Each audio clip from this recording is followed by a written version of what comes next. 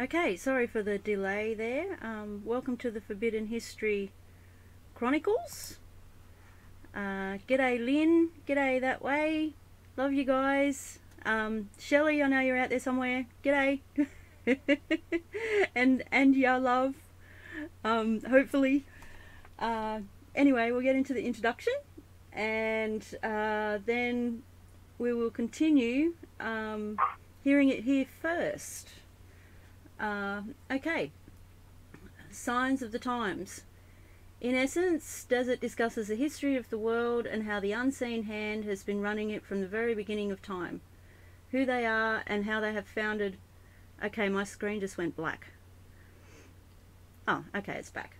Alright, sorry. I'll start again. This is written by Dezert-Owl of the Forbidden History series and Forbidden History Live YouTube channels. The signs of the times. In essence, Desert discusses the history of the world and how the unseen hand has been running it from the very beginning of time, who they are and how they have founded all of the first great civilizations that are found all around the world, about who the giants really were, and the ancient Aryan caste and slave systems, the priesthoods, the anti-gravity V-manners, the earth-based misnomered UFOs which are man-made, the control of all forms of communications, commerce, religion, mass media, pseudo-politics, etc. It is the grand deception that is used to control all of mankind and all instituted through the three main religions of the world in particular, used as their grand cover.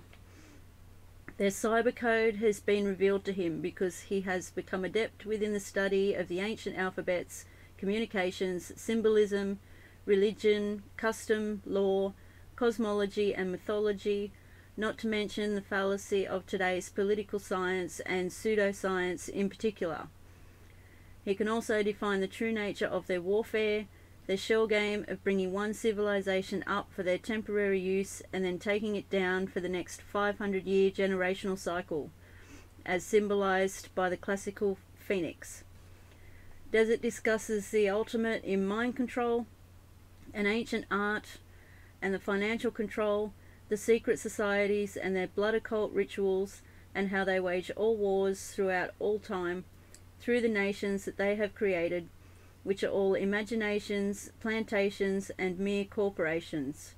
They have taken blood oaths to surrender their self-will and mind to their blind goddess, who has demanded our blood from the very beginning of time. They communicate to their minions through the movies, TV and print media, while he can see, read and interpret most all of it.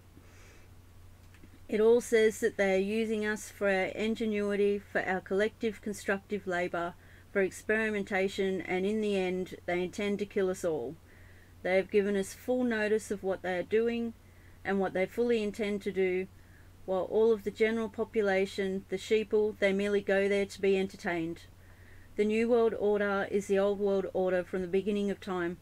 There is a major cosmic natural disaster that is about to happen on Earth, and they know it, but they are cleverly leaving us in the dark, hence the reason that they have built hundreds of underground bases all around the world, while they are leaving all of the people to remain unprepared, uninformed and above ground, so that when it comes, the mere 5% who will survive above ground will die from the weaknesses and disease that has been generated from all of the poisons that they have been feeding us, from the chemtrails to fluoride in the water, to tainted vaccines, to fake food, etc., etc. They have enslaved us all by the clever means of deception, because we, most all, are their cattle, chattel, property, and because they merely wanted to harness our labour, what they always needed, which is what backs most of the world's currency through the birth certificate, but they are all through with us now. It is written in stone, as it can be seen written in the Georgia Guidestones. To know the truth is to be empowered and to be prepared. We may not be able to stop what has been done and what is about to happen, but the innocent and decent people on planet Earth deserve to know. And that was written by Dezert-Owl, who I'd like to welcome to the Forbidden History Chronicles. G'day Desert, how's it going? Hey Ninja, it's going, and we're making history, being a part of history. Couldn't ask for a better deal than that, right? Exactly, does it? Nice. Yeah. Okay. And before I take off with some reading, do you have anywhere you want to go with any questioning or comments or anything? Yeah, I do have. I want to thank you for earlier today. Yeah, thank you. The check's in the mail, Desert. Thank you for your counselling service. Okay. That was yesterday from me. that was still. I put that on Forbidden History Live, or is that what you're talking about? Yes, that was on Forbidden History Live. That was the only time, the only opportunity I had to call you, because by the end of the program, Mum was back. Like I was waiting for a break during the program, and I finally got one, and that's when I called. So, yeah. Great. And just want to say also hello to Lynn and That Way and Love and Shelley and anybody else that's listening in, any new listeners. I want to welcome you. Just great to be here to have. I never thought I'd make it this far. And it's like I thought. I didn't. Most of the friends that were in the political movement trying to save America, the what we might call the patriotic or freedom movement. We saw them taking our world down. We didn't know how they were going to do it, but certainly when we thought it was all going to be wrapped up by the new century, or the new century being the new millennium, then that's when we get 9/11 on 2001. So we knew things were going to get bad and dirty deeds would be done, but it's just not knowing how it would be done. And so they ushered in their new age with the taking down of the Twin Towers, which is symbolic of the two columns of Freemasonry and the ancient Malachian tradition of Boaz, what they call Boaz and Yakim, and the proverbial idols that are mentioned in like the King James, but they're not referred to specifically as what they really were the two columns. So the Twin Towers go back into the ancient narrative of our scriptures, but they just changed the words. Of course, if we read Gerard Fenton, he's the one who revealed it, and yet he didn't even, I think, fully appreciate. Well, you can't until you see what we saw with the 9/11 towers coming down. So how important it is for them in their cult ritual, to implement these images, which we find on most Catholic cathedrals as well. There's always two towers in front of the cathedral, one on the right, one on the left. So yeah, we're in a cultic world, and they're having fun on all the people. We are the cannon fodder. We're just the Yehus and the Huskings, the Goyim, So we're in trouble. Mind control, you mentioned on the opening read, and I just finished watching the series on a movie I hadn't watched in probably a decade or more or two, and on Jim Jones and the thing about Jonestown and French Guiana and his mom and what he did in his own occult ritual, but what none of the documentaries nor the movie ever implies, but once I think it's revealed, it's not hard to see it, certainly, and that is that it was all a CIA operation, and so Jones was a made monster. He was a made monster. He could do anything he wanted to do and get away with it, and still have that Teflon. Nothing could stick with him, on him, because they're experimenting with the people. They want to know how easy and how well they can control, our minds and our actions, and get away with it at the same time. So that's the science. Everything, our emotions, our reactions, our non-reaction, whatever, everything.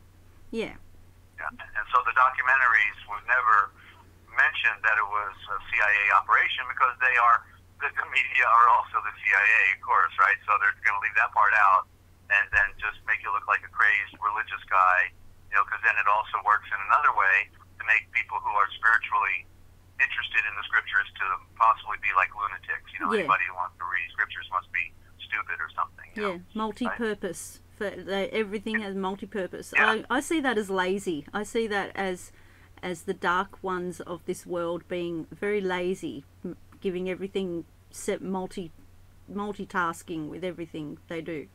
Yeah, but also very clever. Yeah. All right. So, Yeah. so did I answer your question, or I got lost in the trail? I don't think I asked one yet. Huh? I don't think I asked it yet. Oh. No, I was thanking you for your counselling session this morning. I have some words, but the latest one that I noticed was you, as in me and you. When we say those words, we're referring to our like I don't, how do you say it? Our physical being, like we're referring to that, me and you. The word you, also EWE, you, as in female sheep, and that made me think of what you've been saying about the ram. The fact that, I don't know if this is correct, but this is what I saw. The fact that they use a word that sounds exactly the same, like when you're referring to a human and a female sheep, and this world, you explain it better. The worship, like I'm thinking along the lines of the worship of Lucifer, Lucy, the woman, the mother, and there's a word where we say you, and it's also, it sounds the same as a female sheep, which is the opposite of a ram. Which, do you know what, do you see what I'm getting at? No, please continue. Okay. Try it again. I got distracted. I got somebody messaging me, and I was responding and listening. So forgive me. So please reiterate, because I want to follow. Okay. Okay, I'll try and remember what I just said. Yeah. Well, I had that problem that night when I did the first opener, and nobody was listening. I couldn't get over it. You know, it was amazing. It was like a classic opener, you know, and nobody, then I see, well, I'm still waiting for the sound. What? I just finished my opener. You mean nobody got it? Whoa. And, you know, it was quite a letdown, I got to tell you. But it's okay. Aww. Anything that can happen will happen in broadcasting, right? Yes, it has, right. And it will. Yeah. It will again, yeah. So. Yeah, okay, so we refer to a human as you, like me and you.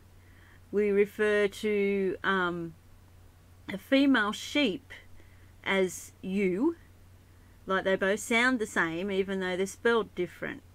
And I just see that connecting, like connecting with, like, because the worshippers, I said it so much better before. The worship of Lucifer, Lucy, the mother, and all of that, and you as a female sheep, which is opposite to the ram, and humans are referred to as you, which is the same sound as the word for the female sheep, which is opposite of the ram. There you go. I got it out. Yeah. Okay. Well, I'd have to look up the etymology on EWE as in you, but you're correct. The sound is a tip-off, because regardless of how words look, how it seems to me that most often how they sound is more correct in its etymology. In other words, in other words, like they say, it's not. I just see it as another one that's in our face, kind of thing, if you know what I mean. Well, perhaps. There's another, like, Ashaf, for sheep, Ashaf, Shaf, for, there was something like, I was just seeing that in the sheep the other day, that it was in reference to who we are, the A of the Shah, the royal I, okay, there it is, the royal, I had to read the root forms, the parent roots, A, Shaf, A-S-H-A-P-H, okay, so the S-H-P-H, so it's the royal eye of creation. So the sheep, what we call sheep, correctly being Ashaf meaning the royal eye of creation, and so okay, so that's then in direct correlation to us, because we are. In other words, it's an image of us, because the sheep, what we call sheep, correctly Ashaf, they don't go around hurting others, and so they represent the royal eye. They're passive, they're innocent, they're not going to hurt you, and so they are the royal eye of creation, and so they are a representative of what we're supposed to be, in that we don't go around hurting other people and playing games and all the other things. They're loyal to their flock, and of course the ram, the Zav ram, star ram, however. You want to abbreviate it, then is the head of the flock of the Ashaf, so the royal eye. That's why, of course, in the beginning of the narrative of the Aryan race, we've got Abul, Abel, and what is he? He's got the Ashaf. He's laying under a shade tree, chewing on grass, and just watching those little sheep, eat all day long, and got the easiest job you ever wanted. But so there's something very symbolic in that, because they do represent us. So the you, in the sense of you, it is supposed to be you, but for the most part, we know most people are wolves and goats. So it hardly represents you in the sense of people in general. So, but the Ashaf is an important symbol, and the other element was that I saw at the same time. What also do they provide? They provide us with a covering. So in their nature, they provide us with a covering, and in fact, wool really keeps you warm. Yeah. Wool is better than cotton. Yeah. Right? And so they provide for us our covering. So in the metaphor, that behavior of passivity and purity then is our covering in Yeshua, because he says that vengeance is mine. You have ceased from your own works. The works that you do now are mine. I will repay. That we've ceased from battle. In other words, so it's about knowing. In other words, it's really it's a transitional state of being. But when you put on a virtue, then virtue is synonymous with the word power. And so power is synonymous with the word virtue. When you got virtue and you're living pure, look out. You ask Yeshua for help, and he's good to go. If you've been ignoring him and living your own self-will and all that stuff, then when you need help, good luck. He won't be there for you. So it's a law of nature. It's natural law, and it's a law of conscience, because your conscience knows.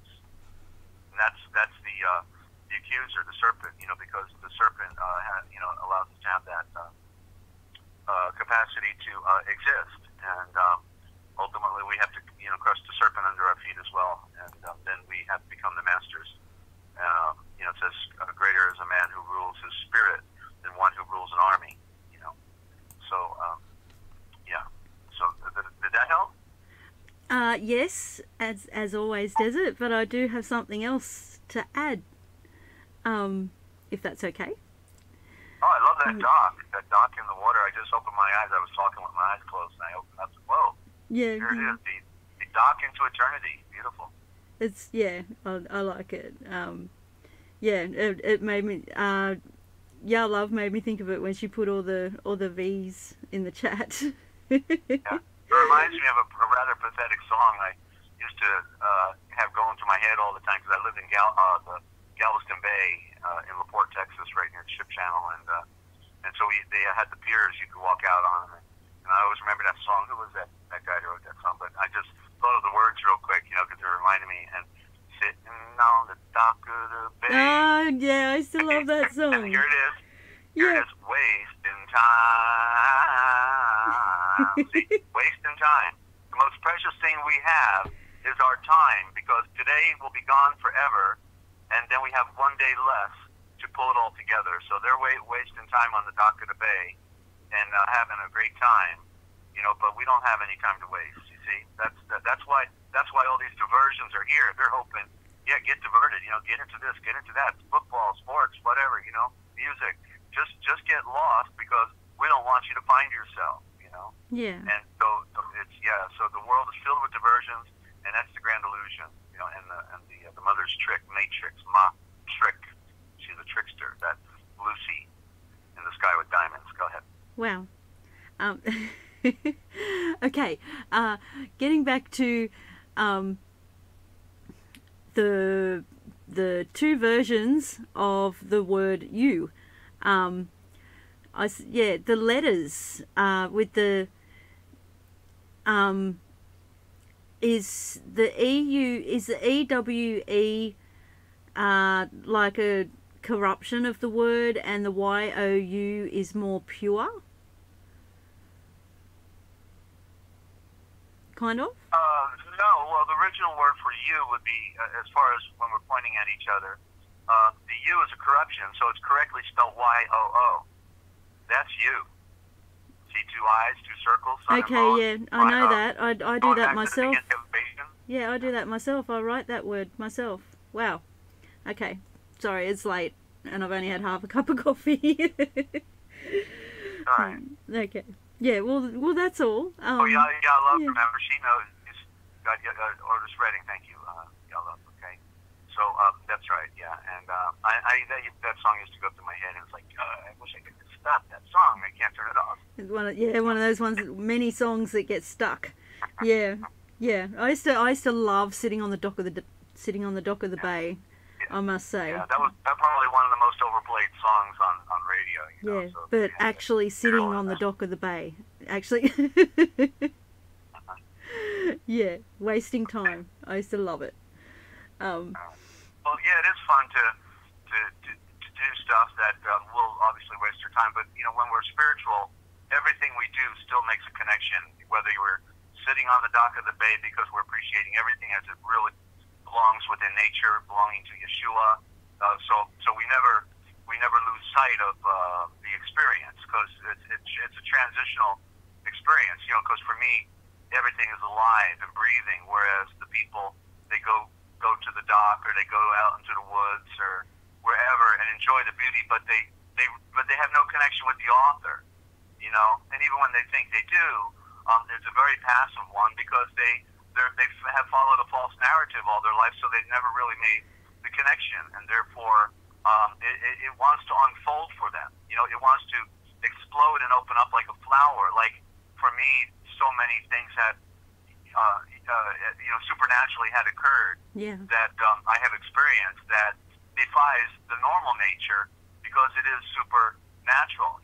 So the supernatural world does want to open up for everyone, but it can't, because it's a mystery, and people are not pursuing the mystery correctly. You see, and therefore the cover is so great. The cover is so fantastic of the deception of the occultic. Occult means to hide the light. Then, and of course the physical meaning is when the moon goes in front of a star in its cycle or its orbit, then that's an occult, and it's hiding the light of a star. Or the true occult is when it's covering the sun and creates the black sun. So so it's very tragic, because the world there's two worlds here. You see two worlds, but most people are never going to be able to penetrate the other world. They think they're already there, but they have an antithetical experience, because it's not the true experience, and because the truth is not a part of any lie. And it doesn't mean that you're going to know all the truth before you have the experience. That's not the implication. But when people have, bought into something, they've got to, like it still says, that you have to be he's a rewarder of those who diligently seek him, or or we have to rightly divide and add up those words, rightly divide the word of truth, and dividing it means then you have to re-add it, re-add the riddle. That's what read means, two words, re-add, and it's re-adding the riddle. That's literally what it said in this dictionary here on my desk, Dictionary of Word Origins by Shipley, and he said right in there that read is two words, re-add, and it literally means to re-add the riddle. So he got it somehow, and he did too. He's done several etymological dictionaries on the Indo-Germanic. So that's where I ended up, and I did have a mountain experience. So clearly, as another scripture that says, that even if somebody wanted to know the great Father of Light, could not know him unless he was willing to reveal himself to them.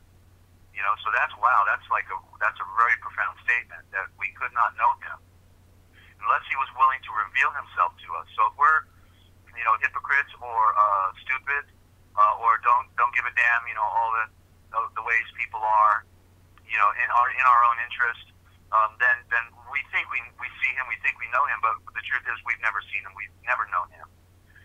It says that in 1 John that he is light, and in him is no darkness at all. And if we say that we are in the light and do things that are of the dark nature, then we lie and deceive ourselves.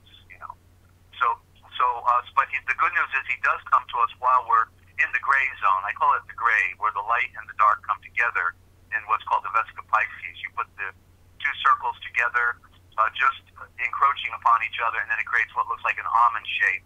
And that's the Vesica Pisces. This is where the two worlds come together. That's where we are in Yeshua. You could call it the gray zone, and because it's in the middle. We're moving from the darkness to the light, and we have to have a gray zone where we work things out. Also could be called the wilderness, the wilderness experience. Okay. Thank you. That's reassuring, because And it's also called being in the grave with Yeshua. Yeah. We're in the grave with him until we work out our soul novation. Once we work out our soul novation and get the narrative, get rid of self, then finally, then he says, "Come forth, my son. You stepped on the serpent, you stomped on it, you've denied the physical existence for the true spiritual. Then you come forth from the grave. Lazarus, come forth, and then ray of light, come forth, and then you come out and receive the promise, the great breath of the wind and fire, the Holy Spirit. This is a process, where in the occultic religions of Christianity, they don't give the true narrative, as you hear me repeat over and over, the where you are in the story, because it's not like everything today is instant, instant salvation. I'm not saying it can't happen for a certain individual, but overall, because we are so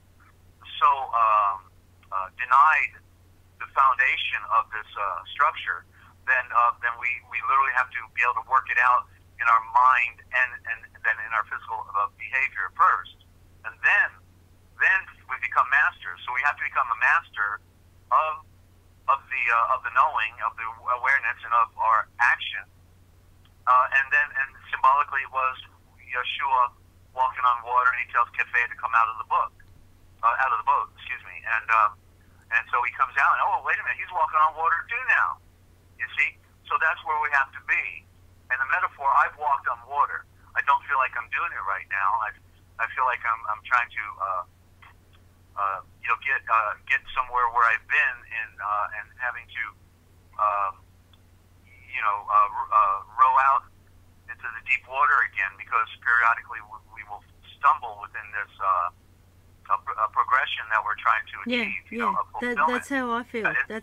I feel like I've taken a couple of steps back the last couple of months. Sure. Yeah. That's the struggle. You see, that's the struggle of this world, and that's why he gave us the example of 40 years. Am I glad he gave me that example of 40 years in the wilderness?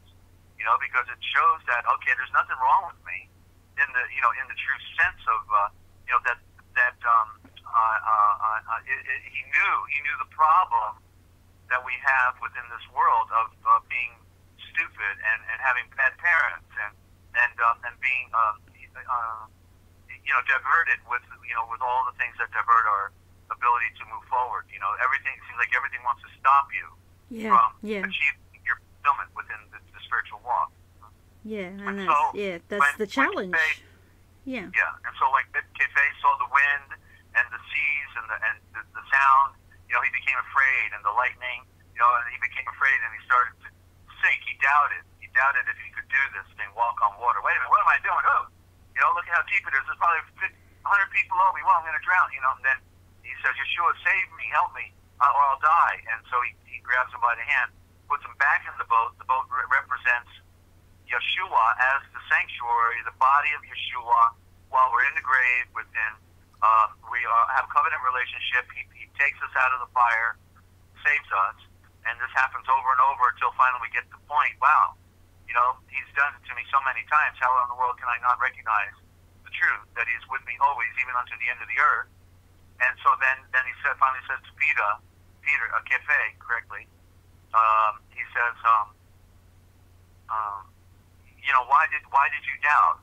And then the lost line that I came out of the scripture out of Tibet, the gospel of the perfect life, it says in there, then the missing part is, was it not I? Well, he said, why did you doubt? Then the part that was missing, which is so crucial to the whole, getting the picture.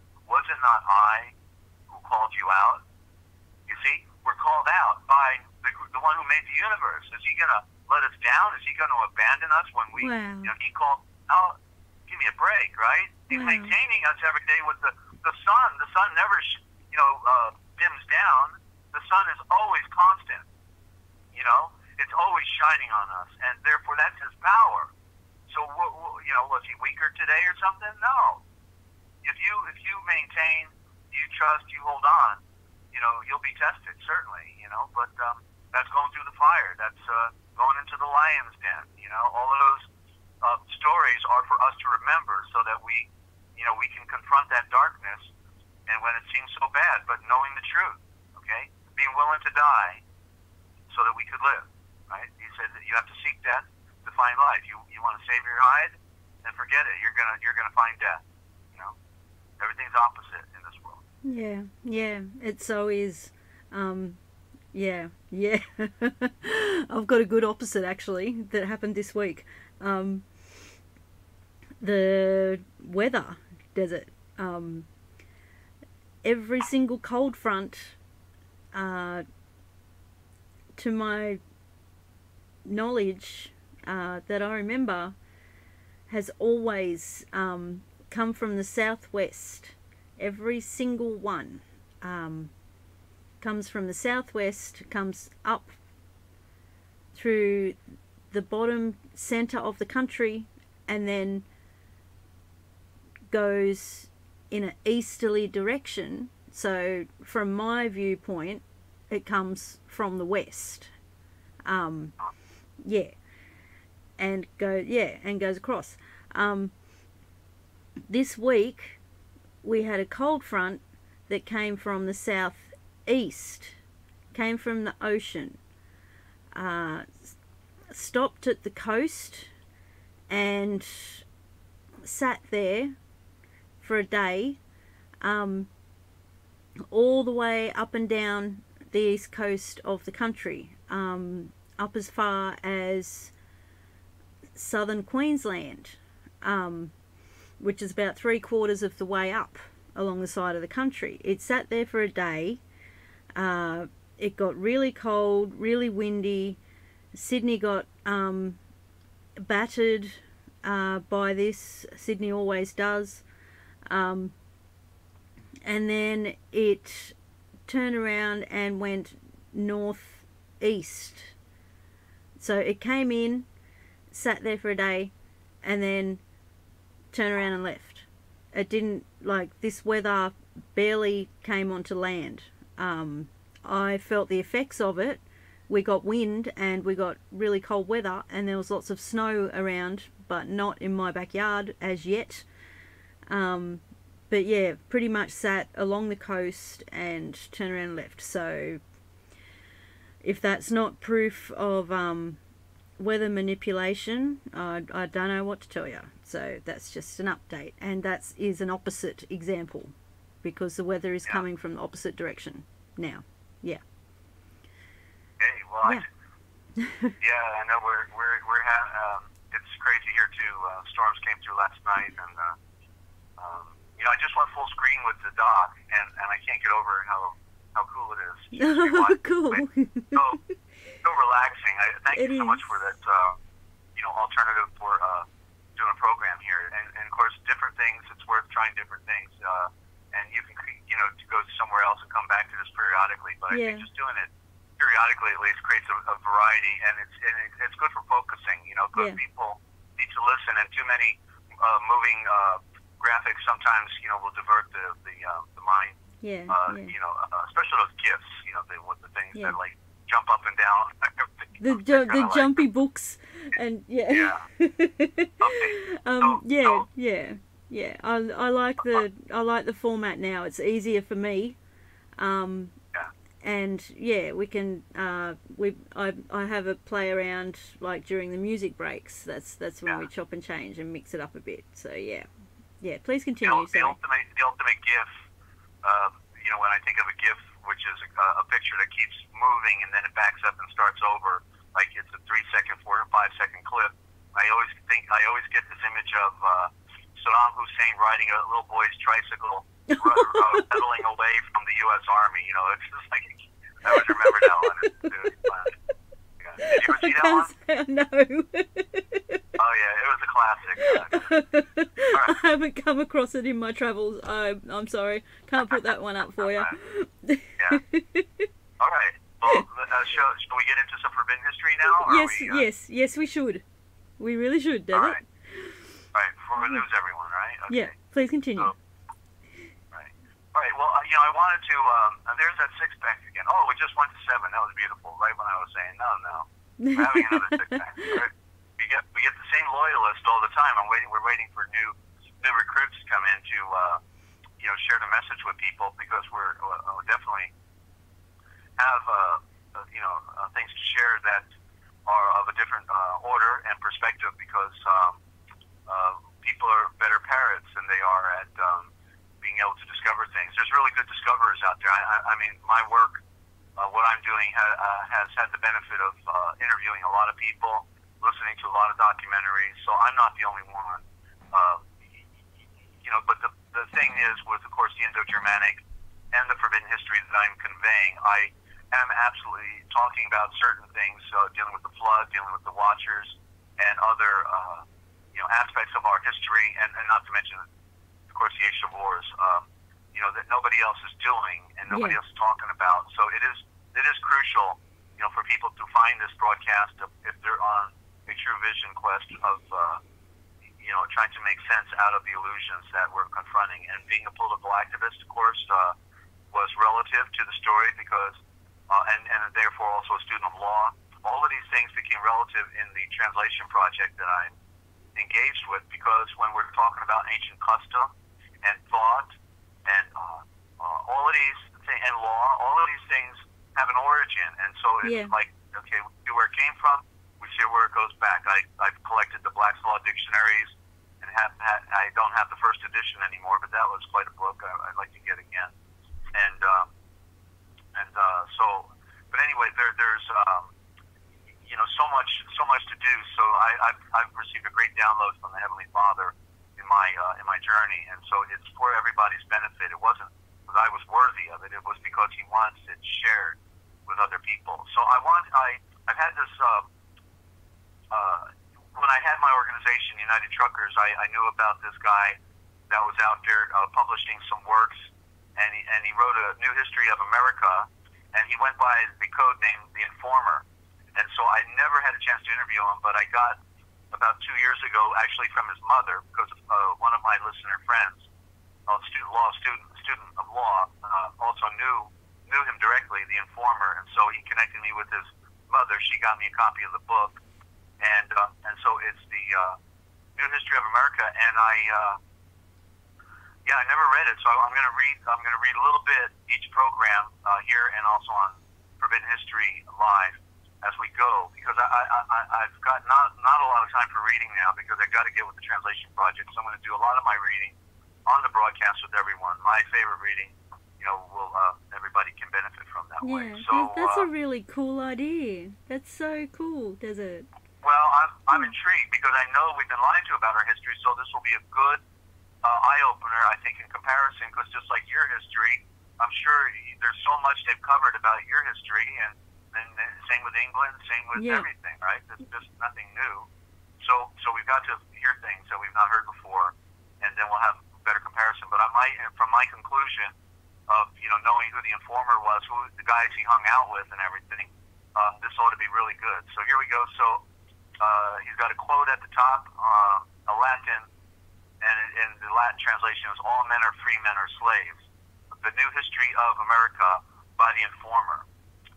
An in-depth, fully documented expose into the facts and history surrounding the Constitution of the United States of America, treaties and acts of those in supposed power, as these events relate to Great Britain, and to this effect upon the right of man today. Proves that the scheme continues today for the continual extortion of taxes and control for the Crown/Vatican cabal, started in 1213. 1213, that sounds like when they did the Magna Carta, what's called the Great Charter in England, when they got, I can't remember the king's name now. John, was it? But they put a knife to his throat, say, you signed the Magna Carta, John, or we're slitting your throat. Okay, I guess I'll sign. But of course, anything under threat and duress is not valid anyway, and it didn't mean anything. But the Magna Carta was the turning point, in essence, supposedly for the common law in England, and which meant everybody had rights, that for protection and all that. So that's what that date should be alluding to, 1213. The Norman Franks took over England in 1160 or 1166. The French took over, and all of a sudden we've got Anglo-Saxon England occupied by the French, the stinking French, and they didn't even speak English or Anglo-Saxon, and they're having running the country. So there was a rather interesting switch out, and the Jewish banking came right along with them, of course, from the northern France. So and forgive me, I shouldn't have said stinking French. I got carried away there. France was used as a platform also, just like England, just like there's something rotten in Denmark, Holland and all that. The Jesuits, they use each different European state for different platforms and purposes. Just like here in the U.S., they use a different state for a different experimental program on education or science or medicine. That each is like their own little satellite program, and they let all the different gurus go to work, and then they say, oh, well, which one worked best? And they go back and they study it. So that's part of the experiment. They use different states for a different approach, and then they find out which one works best. That's the way to do it. Get 5 different people working on the same project independently, and one of them is going to get the right idea, right? Yeah. And so that's how it works. You see, this is the pattern of this grand illusion. So, okay, so let me see here. Without this red horse figure, this book is copied without permission. Oh, I don't see a red horse. Well, I did see a red horse somewhere. Okay, well, anyway, he just had his copyright in here. So just a little primer, then we'll just do the preface real short, and then we'll pick it up Friday night will be our next broadcast at 9:30 p.m. Eastern Time, Friday night, 9:30 p.m. Eastern Time on Forbidden History Live. And then Saturday morning at, no morning, excuse me, when will we ever get it right? That 11 a.m. Eastern Time, Saturday. Okay, so the mind control is really great, and don't forget they named the 4 Gospels Go Spell for a reason, and go figure it out. We'll talk about that in a while here. So a preface on the New History of America. These common sense and logical observations are based on the facts of history gathered from a book titled North Carolina Through 4 Centuries by William Powell. Okay? A book, so this was a suppressed book, apparently, North Carolina Through 4 Centuries by William Powell, and from other archived documents, period, and just other archived documents of history. I only come to up to the Revolutionary War period and just after the war to prove people were never free from enslavement to other men. Despite the writing of the Declaration of Independence, well, I show right there the code of the GH is right there on the word America on the Declaration of Independence. If you look at it, you see the upside down G and the H, and it means return. And we talked about that. Go look at your keyboard right now. Look at your keyboard on your computer. Right in the middle are two letters. The most central letters on your keyboard, on your computer, are GH. Wow. Because it means return. But is it on yours in Australia? Yep, it's right there in the middle, GH. All right, there you go. You see, because it's the code. And look at it now on the Declaration. You can go to therealpublicradio.net. If you go to therealpublicradio.net, then you'll see the tab for museum. I think it's the second line down towards the left. And then you'll see the Declaration of Independence. Scroll, and you'll see the GH. You can't miss it. And that's also in the Book of Genesis, in the Hebrew Masoretic text, the Masoretic text. That is purely a conspiratorial corruption of our scriptures by the Masorite Jews out of Switzerland. That every 50th word in the Hebrew is a two-letter word, GH, meaning return. It's pronounced 8. 8 is the number of return, a symbol of return, and that's even why, of course, the word attorney, its prime root, attorn, means to keep everything in the possession of the regal or of the royalty, and there we can see attorney just simply means to turn it around, right? Turn. A turn. A tournée. A tournée. So, turn it around. I got my eye on it. Give that back to me. You know, yeah, the grand delusion. We throw out a little hook and bait for you, and we reel it back in after you're done, just like they do with the homes, right? With the mortgages. Yeah. Yeah. We can't own land here. We rent it for 100 years. We can't own land here in Canberra. We can't own it. Yeah, because it's the Queen's, right? It belongs to the Queen, so you can only lease it. Yeah. Yeah. Yeah. Okay. Question? Does it? Okay. Okay. Just a quick one. Oh, and I just want to say g'day to Kip. How's it going? Yeah, good to see you. It's been a while. I hope you're safe. I've noticed you've had, well, everybody in the US has been getting the tornadoes and all that, so, and the flooding. So, prayers always. I've noticed they've been in your area. So, anyway, with the GH, how at the end of words they have an F sound. Yeah, why? Desert. Why have they done that? Why do they make GH at the end of a word sound like an F? And at the start of a word, GH, the H is silent. Like with the word ghost, with the GH at the start. And yet you put the GH at the end, and it's got an F sound at the end of a word. Well, that's because they've screwed up our English diction. It's all a code, and therefore nothing is natural about it. The one letter, one sound is the way it's supposed to be. Instead, we have C has like 3 different sounds: the S sound, a G sound, a ch sound. You see, this is all confusion. That's Babylon. So that's all it really comes down to. Is that satisfactory? Yeah.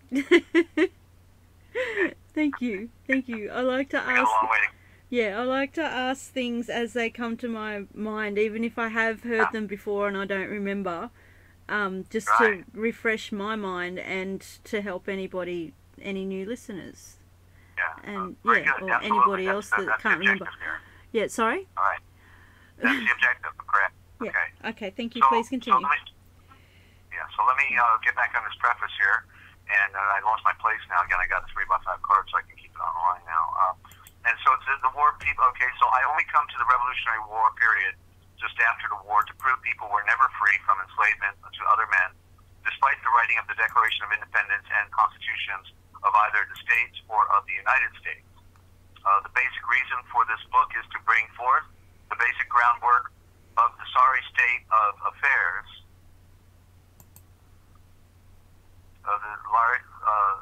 see we're doing a live stream now, huh? Okay, very nice. I like that. The wharf disappeared. It's the second time that's happened during the stream. Okay. The screen has gone black. I don't know why. I'll have to look at it after. We've got it's obviously streaming. I have backup. I love that streaming. Live stream. Okay. Yeah. So that before the groundwork of the sorry state of let me try this again. The basic reason for this book is to bring forth the basic groundwork of the sorry state of affairs that the people before us have allowed to happen. Therefore, we should say occultists, not people. Therefore, I will have to bring in some modern facts to show that what the groundwork brought forth. Many will find it hard to follow. I said believe here because I don't believe anything. I deal with knowing.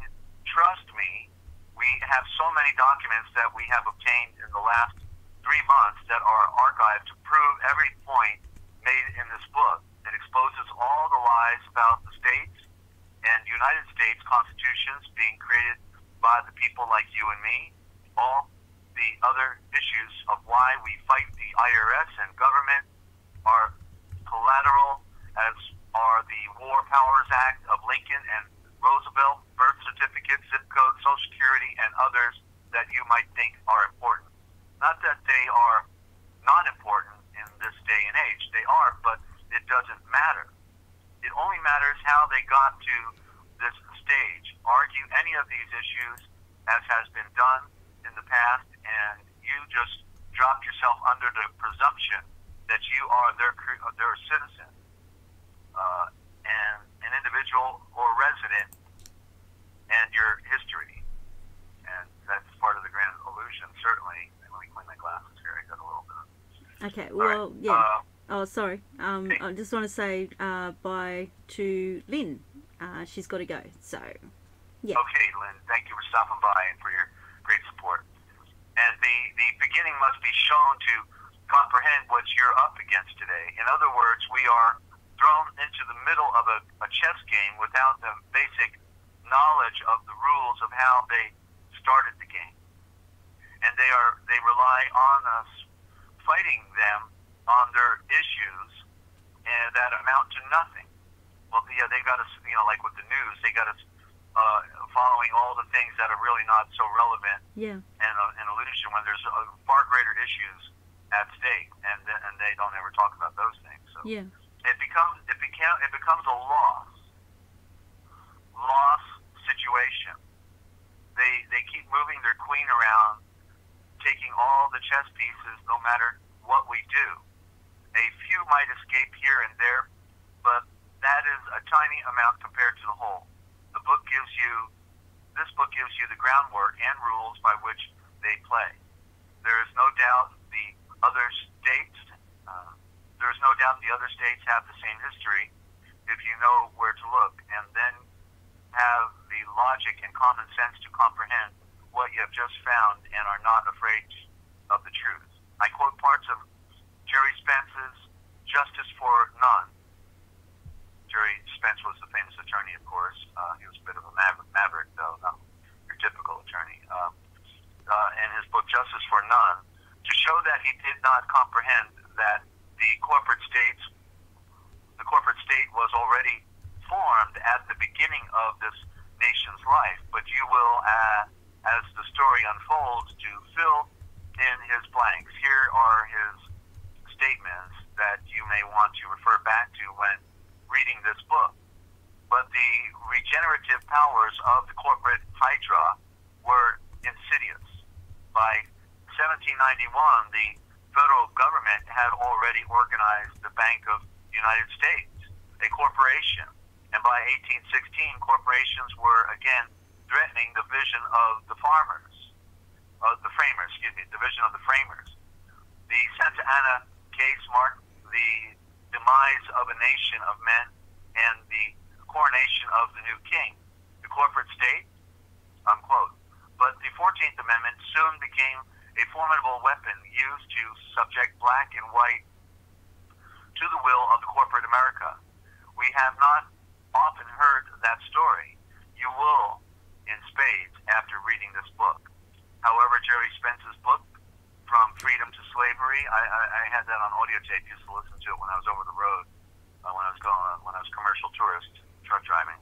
Shows the facet of fascism we are under and the vermin that help the corporations control you. And next up will be next broadcast. We'll be doing chapter 1. Okay, and so there you go. It's the other quote I was thinking of when I was reading that about Jerry Spence's quote was by Lysander Spooner in the late 1800s. He actually came up with his own version of the post office, and they took it down. Couldn't have any competition, of course, because I guess he knew the spies were working in the post office, and they could infiltrate the mail that way, and therefore, again, control our society. But Lysander Spooner said, there has not been a true trial by jury since the ratification of the Constitution for the United States of America. Okay, so that would have been, what, 1781, 82, 84, something like that. I can't remember. I like that word ratification, though. You know, like, let's get the rats together and get this thing passed, right? Yeah, let's ratify it. Yeah. Any more rats? Oh, sure, come on, join us. Yeah, we're ratifying here today.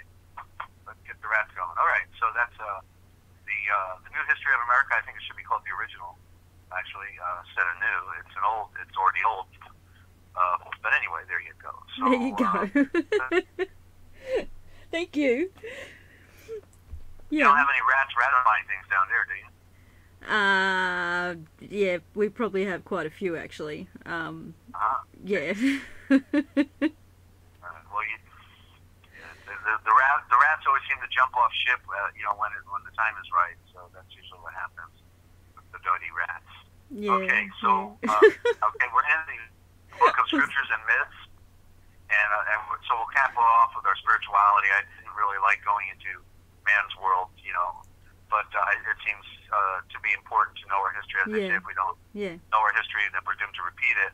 Yeah. And so it's important know that we've never had freedom. Okay, that's the bottom line. Yeah. We've been lied to from the beginning. Yeah, and it's important to see that, to see the lies. It's an important part. Yeah, to be able to see the truth. Yeah. Okay. Yeah. So we're here on the word belief, which I correctly transliterate as knowing, of course, because I don't believe anything. Belief means to give a little credit to something.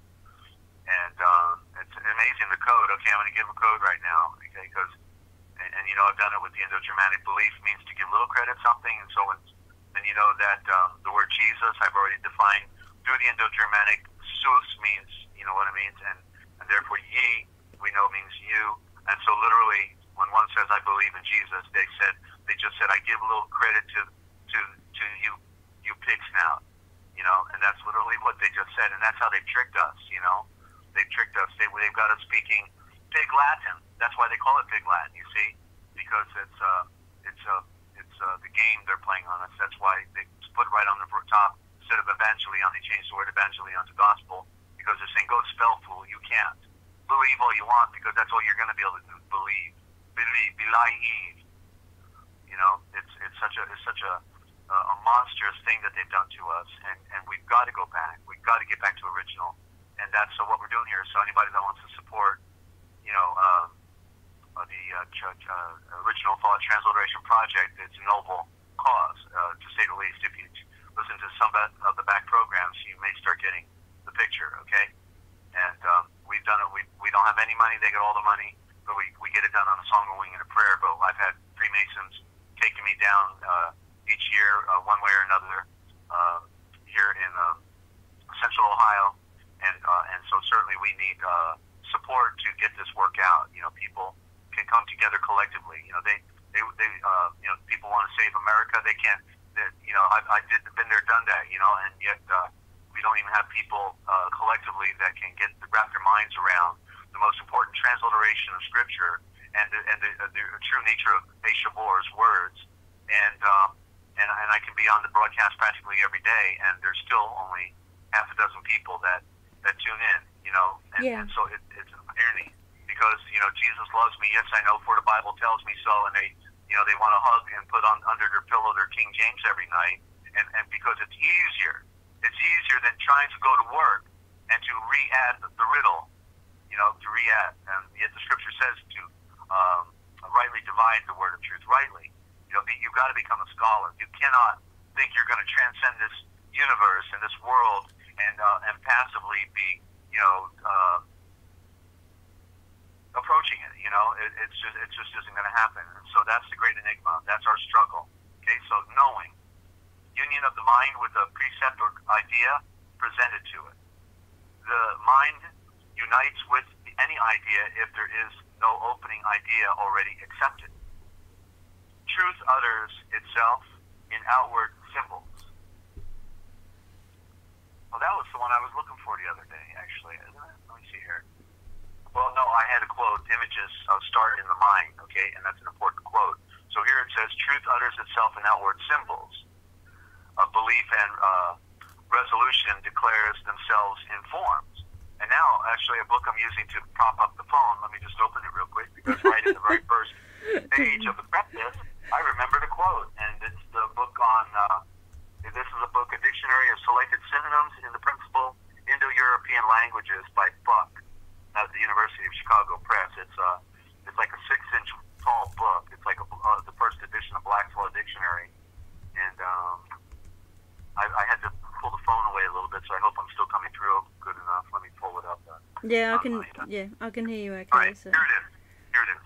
Okay, the kind of thinking that distinguishes man from brute beast has been built upon by it and is dependent upon the use of symbols.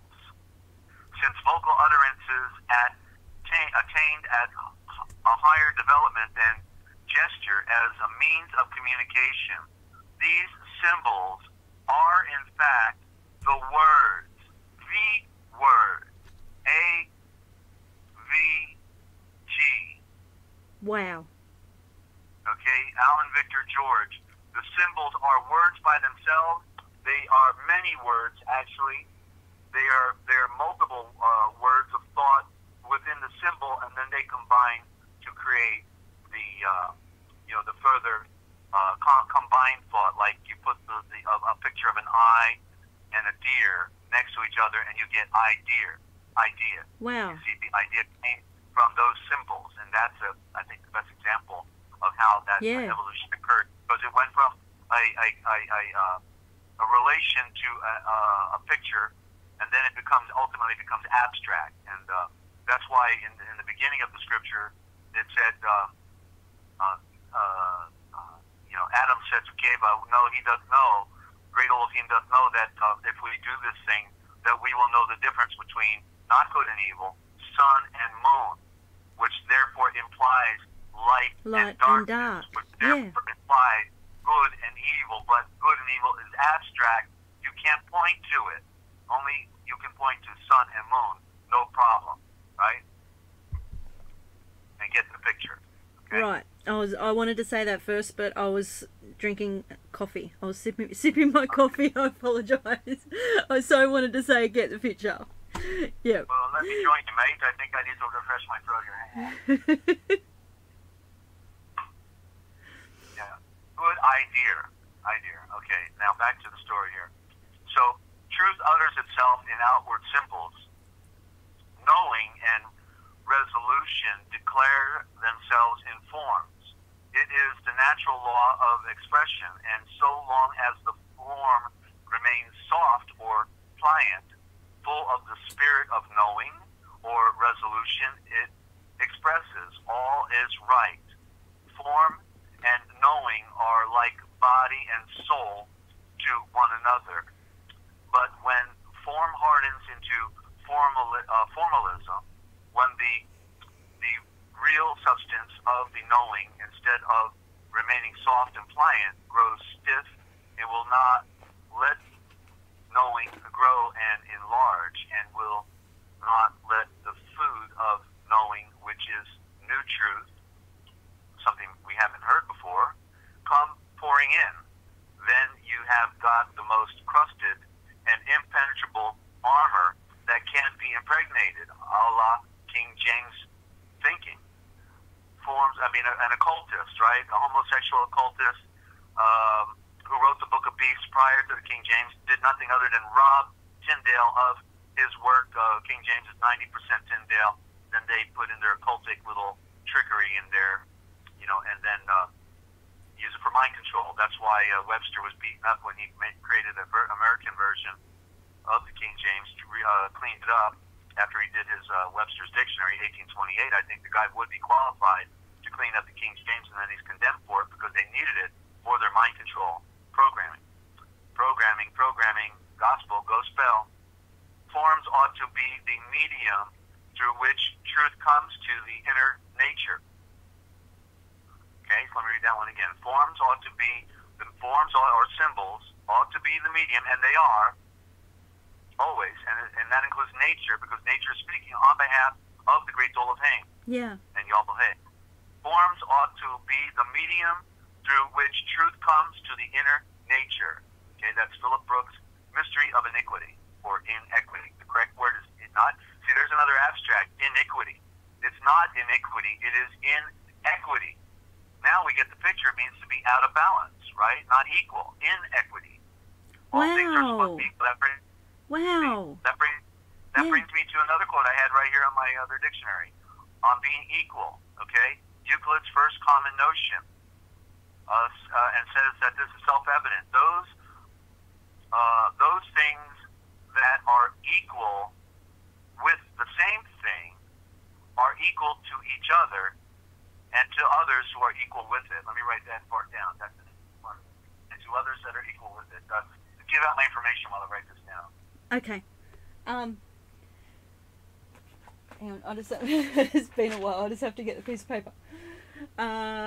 Okay. Desert, I don't know if your PayPal is working again yet. No, it's not.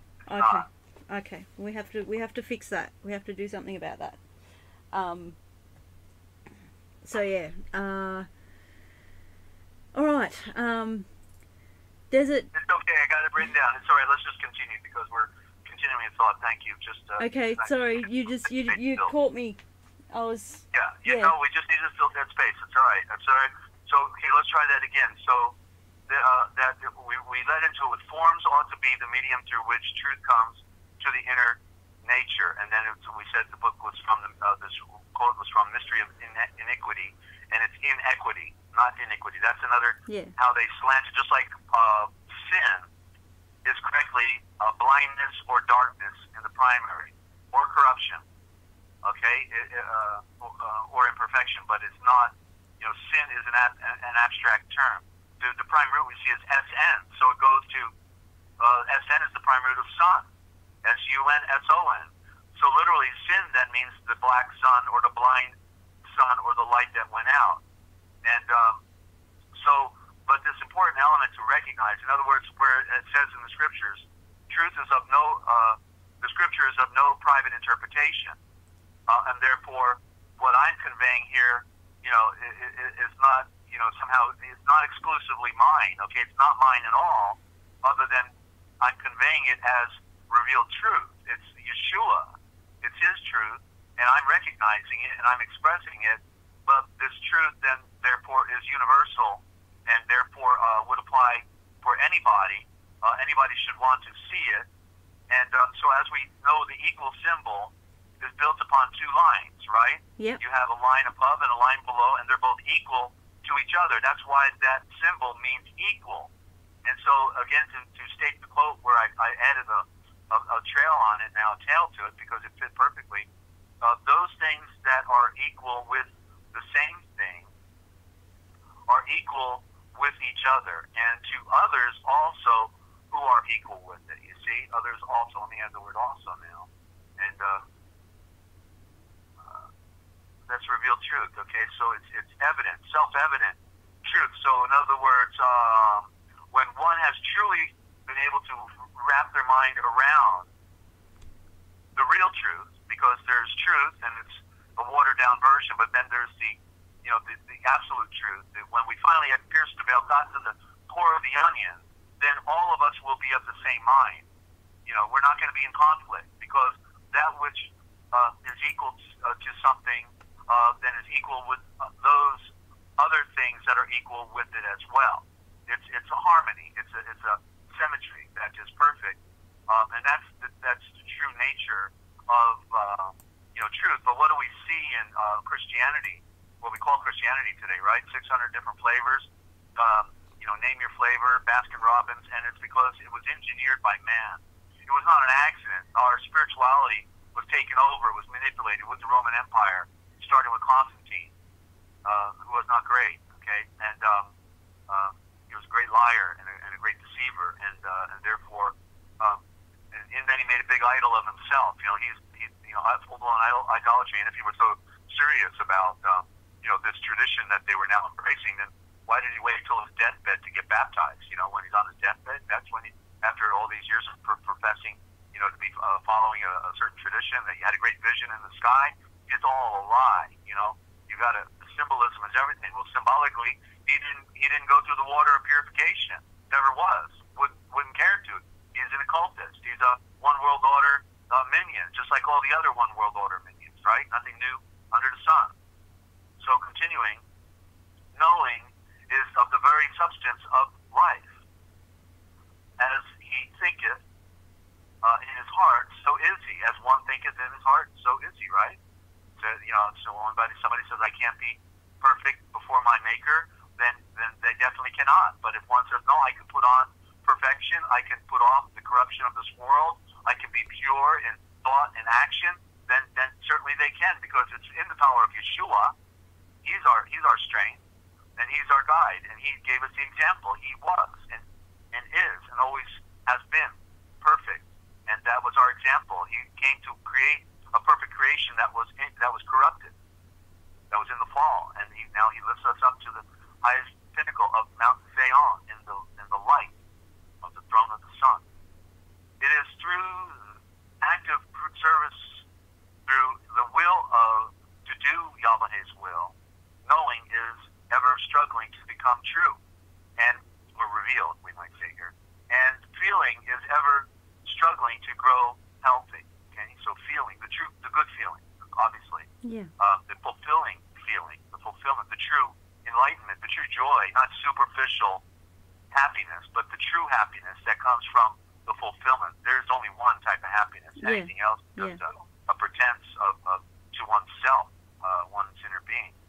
The light of the world, that's out of the Philip Brooks Light of the World. So he's got some interesting works he's written. I have not had his work.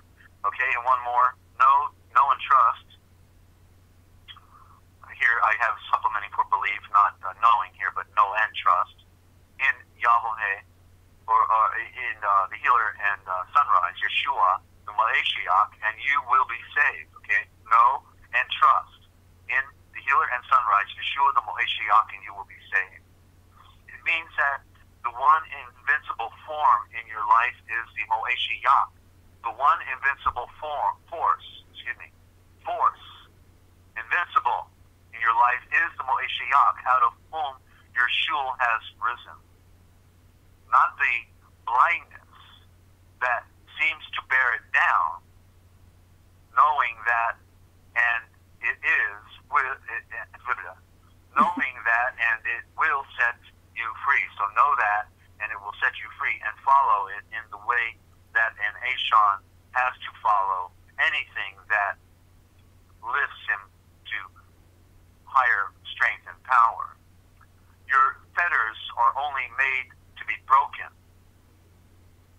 Blindness is only there to be transmuted into perfection. R.J. Campbell sermon, The Freedom of the Son of the Sun. Okay, and that's a interesting definition there, and that's out of the book by Gaskell, Dictionary on All Scriptures and Myths by Gramercy. Okay, and let me put this back on the shelf here. I love listening to those definitions. Okay, yeah, absolutely. So do I need it as much as anybody here. So why don't we go to a musical interlude, Ninja, and then we'll be right back with a little bit more. We've got both the New Testament and Old Testament Life by Lamsa. We'll do a read out of there, a little bit on that Babylonian Talmudi, and then I'll see if I got enough left for the lost chapter of the Acts of the royal messengers, not apostles. They were not postal. They didn't work for the post office. They never were packages that were shipped away. They were royal messengers, the Malachim, okay, not apostles. Okay, so do you want a short break or a long break? We have a choice. Give me the numbers. 4 minutes and 25 seconds or 7 minutes? 4 minutes. We'll try 4. We'll see how it goes, okay? Okay, I just got to find it. Okay, all right. Oh, wait, no, we got a question. Hold on. We got a question here. Kip is saying, does your guest believe Yeshua was an actual man on earth? Okay. Well, again, Kip, and good to have you on the broadcast. I don't remember seeing you here before, but very happy to have you stop by. And as I just said, I don't believe, and so I'm just, because we talk about words here, I'm not trying to, grandstand on top of you, but I'm answering your question and I'm going with, as I was just speaking about this transitional thought, so I deal with knowing, not believing, because believe is Latin and it means to give a little credit to something. And I still use the word, okay, but we're here for edification. I feel inclined to want to just mention that because you're stating something. Yeah. Then Yeshua, because you probably never heard this before, and therefore you're not to be faulted. And I started with Jesus, which, I thought was the healing Zeus. I figured that one out, but then I didn't even know until I was studying Indo-Germanic that literally Jesus means you pig snout, literally from the Indo-Germanic. That's the game of the occultic on us, okay? So the game has been played on all of us. I wasn't immune to it. I had to have it, revealed over a long process. So I'm just using your question. I'm very, very grateful for your question because you get very few, and it's fun to be able to share and to interact with you here. So does the guest believe Yeshua? And I don't think I mentioned the Talmud. In the Talmud, Yeshua means to give a little credit to something. So when people say I believe in Yeshua, they're saying I give a little credit to him, and that's the whole Messianic movement. That's ironic because these are the ones who are come out and call themselves Jews, but then they're being controlled by the Babylonian Talmud is at the top, just like we're all controlled at the top by these dark occultists. So Yeshua, may his name be blotted out forever. And do I perceive? I'll use that word instead of believe. Do I perceive that Yeshua was an actual Ashon, man means criminal and sinner in Old English, was man on earth? And the answer is yes, of course. I know he was. I know that the one who made all things came down in the form of flesh. But now we note that there was a difference between spirit and the flesh. He was a man in the flesh, but he had the spirit without measure.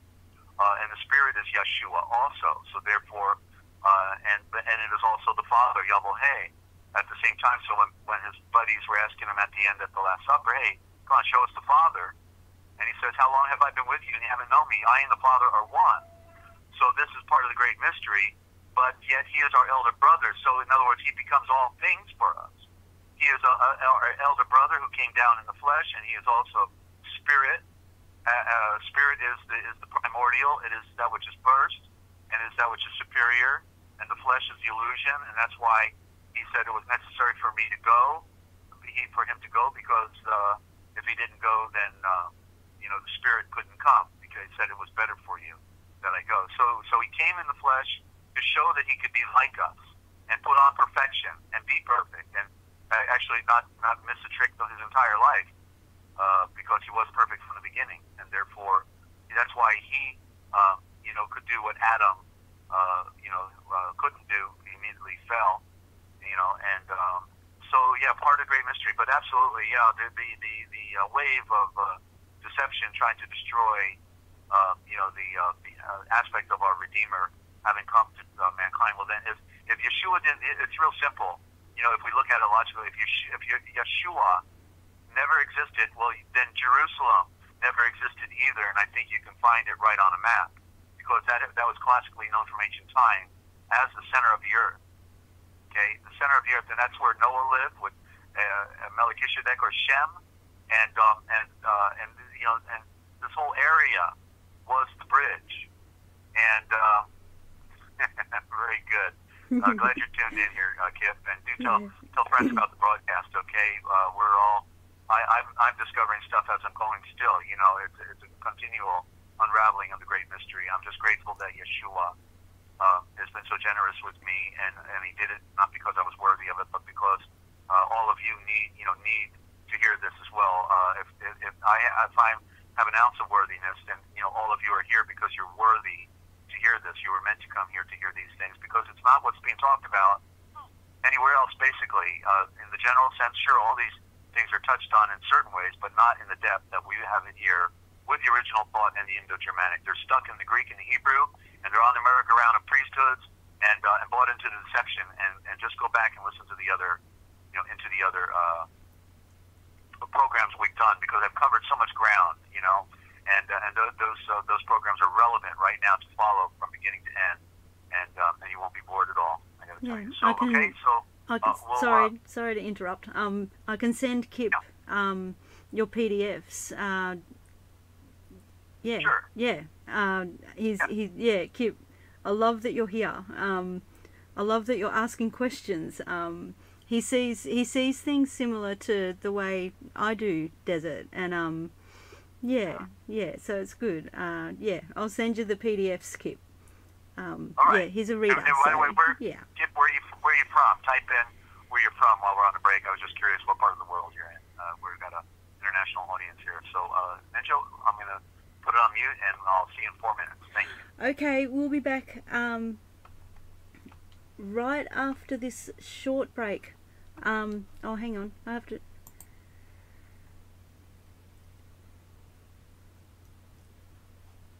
Okay, no worries, Kip. Yeah. I lived in Junction City, Kansas for the better part of a year and worked on Fort Riley. So the coldest time of my life was that winter of 1976, 75. So thank you. All right, we'll be right back. Cool. Kip, do you want me to show your email in the chat? Because I've already got it. I can send them to you and hide your email if you like. It's up to you. I don't know. It's just saying show, hide. Yeah. I don't know what to do. Okay. I'll hide that one. All right. I didn't want to hide it and have you wonder why. Okay. All right. We'll be back after this break. Hopefully, I will have a few more words. I'm just wowed at the moment, as per usual. You're listening to the Forbidden History Chronicles here with NinjaCat 111 and Dezert-Owl. We're getting the picture, and we'll be back right after this.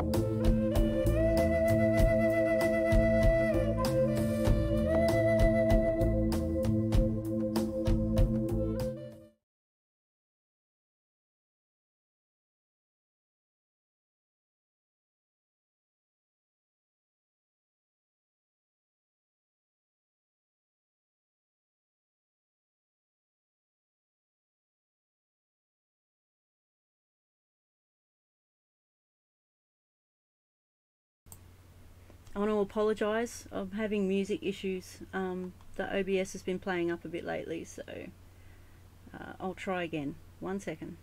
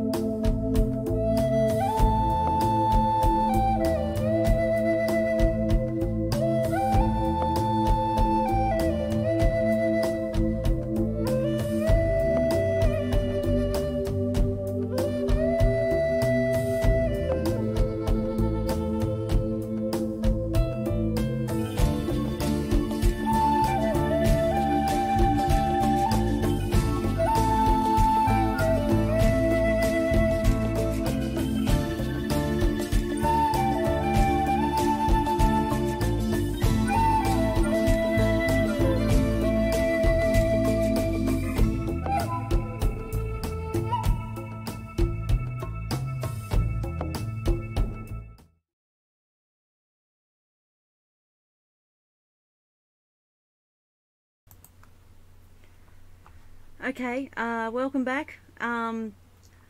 Just quickly, you're listening to the Forbidden History Chronicles with NinjaCat 111 and Dezert-Owl from the Forbidden History series. Just quickly get somebody to let me know if you can still hear me. Yeah, I've given up with the music. Coming through. Okay, good. Because the music is just, it's doing what it wants, does it, at the moment? Yeah, so, and I've got an orange line on the stream, so I'm glad it's still going. Welcome back, Desert. I just want to talk to Kip for a second, and then you can answer some of his questions if that's okay. All right. Yeah, the comment that I wrote, me too, and ... NinjaCat 111. Yeah, the 111 I added because, yeah, I see the ones everywhere too. I've been seeing them for years, and they used to really freak me out. And now I don't know whether I'm just used to it or what, but yeah, I still see the 111s everywhere I go, everything I do. Anything that I do online, there's 111s, also with clocks, the time, just everywhere I go. My house number is 111, so so yeah, that's why I added the 111 on NinjaCat. So yeah, I'm the same as you. I don't know. Yeah, I used to be scared of it, and now I think I'm just used to it. I don't know the significance of it though, because there's so many different theories, and I hate to say the word beliefs regarding the significance of numbers, but I think, Desert, also you can help us understand that, because the numbers are symbols as well. Is that right? Yes. And you can use the word persuasions instead of belief. There's always an alternative word within our diction. It's just, it takes a little bit of focusing. Yeah. And thank you. But you know, so words are not, or excuse me, numbers are not evil by themselves. I see Kip has a bit of a questioning there, so yeah. I was reading it. And so numbers are not evil by themselves. But if we are spiritual, and we are being communicated to by the divine, and we know the meaning of certain numbers, then he can use those numbers to communicate with us at the time that is right, and we'll get the picture, we'll get the message. Just like 318 means I'm coming to save you. 318 also means the transformation of a mortal into an immortal.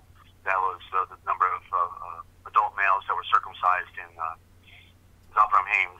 Abraham's tribe, and then they went and rescued Lotan, misconstrued as Lot, and 118. So, and then the word, like, okay, so let's go to this question. Another question: when you get a chance, as a Christian, I felt that superstition in number is wrong, and I was gonna, I don't want to forget my thought. I'm going to jump back where I was going. So for example, and then I'll answer that, Kip.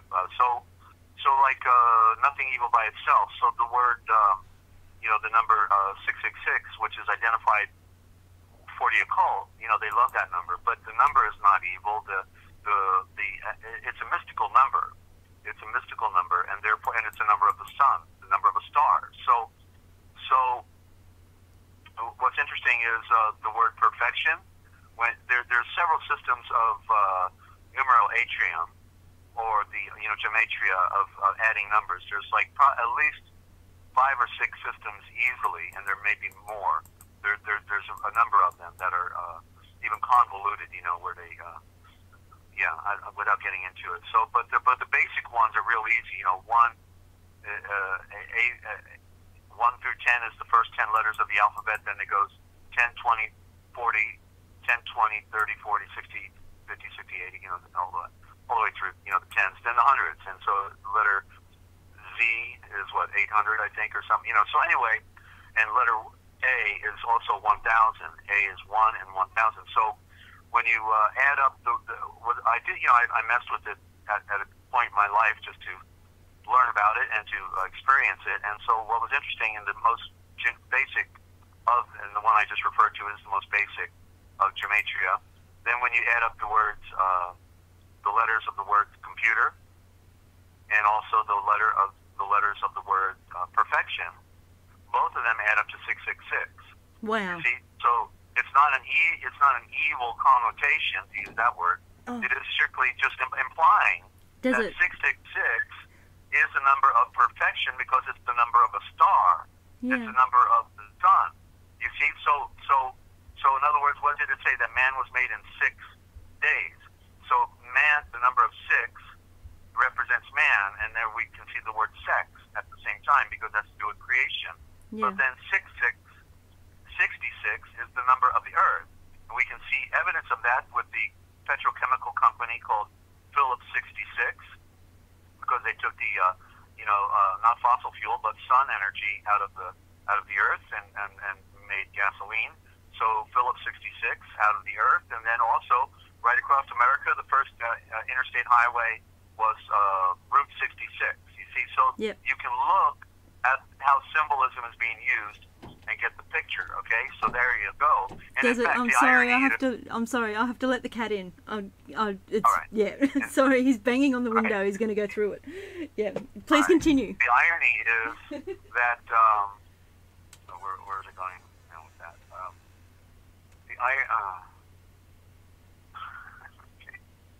Forget her cat.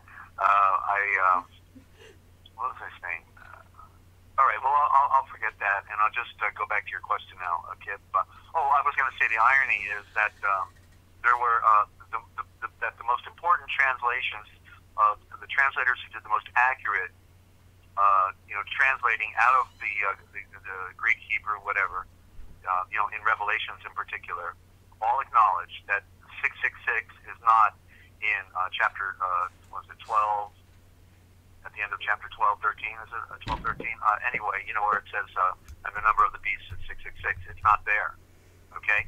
So I recommend doing an investigation with different translations, and you'll find it. The ones that come to mind are the Sefer, C-E-P-H-E-R, just do a search for a Sefer, C-E-P-H-E-R, and also that's a New and Old Testament Bible translation. Also, I think it's in Fenton, and Lamso probably was adulterated by his publishers, and it's probably not there, but I know that's the case in several different books, and I'd have to go dig them up now.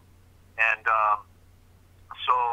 and now the words are moving away. Let me back it up here. Okay, so let me finish your question. When you get a chance, okay, so superstition. So the question was, as a Christian, I felt superstition in numbers is wrong. So adding up the numbers is a science.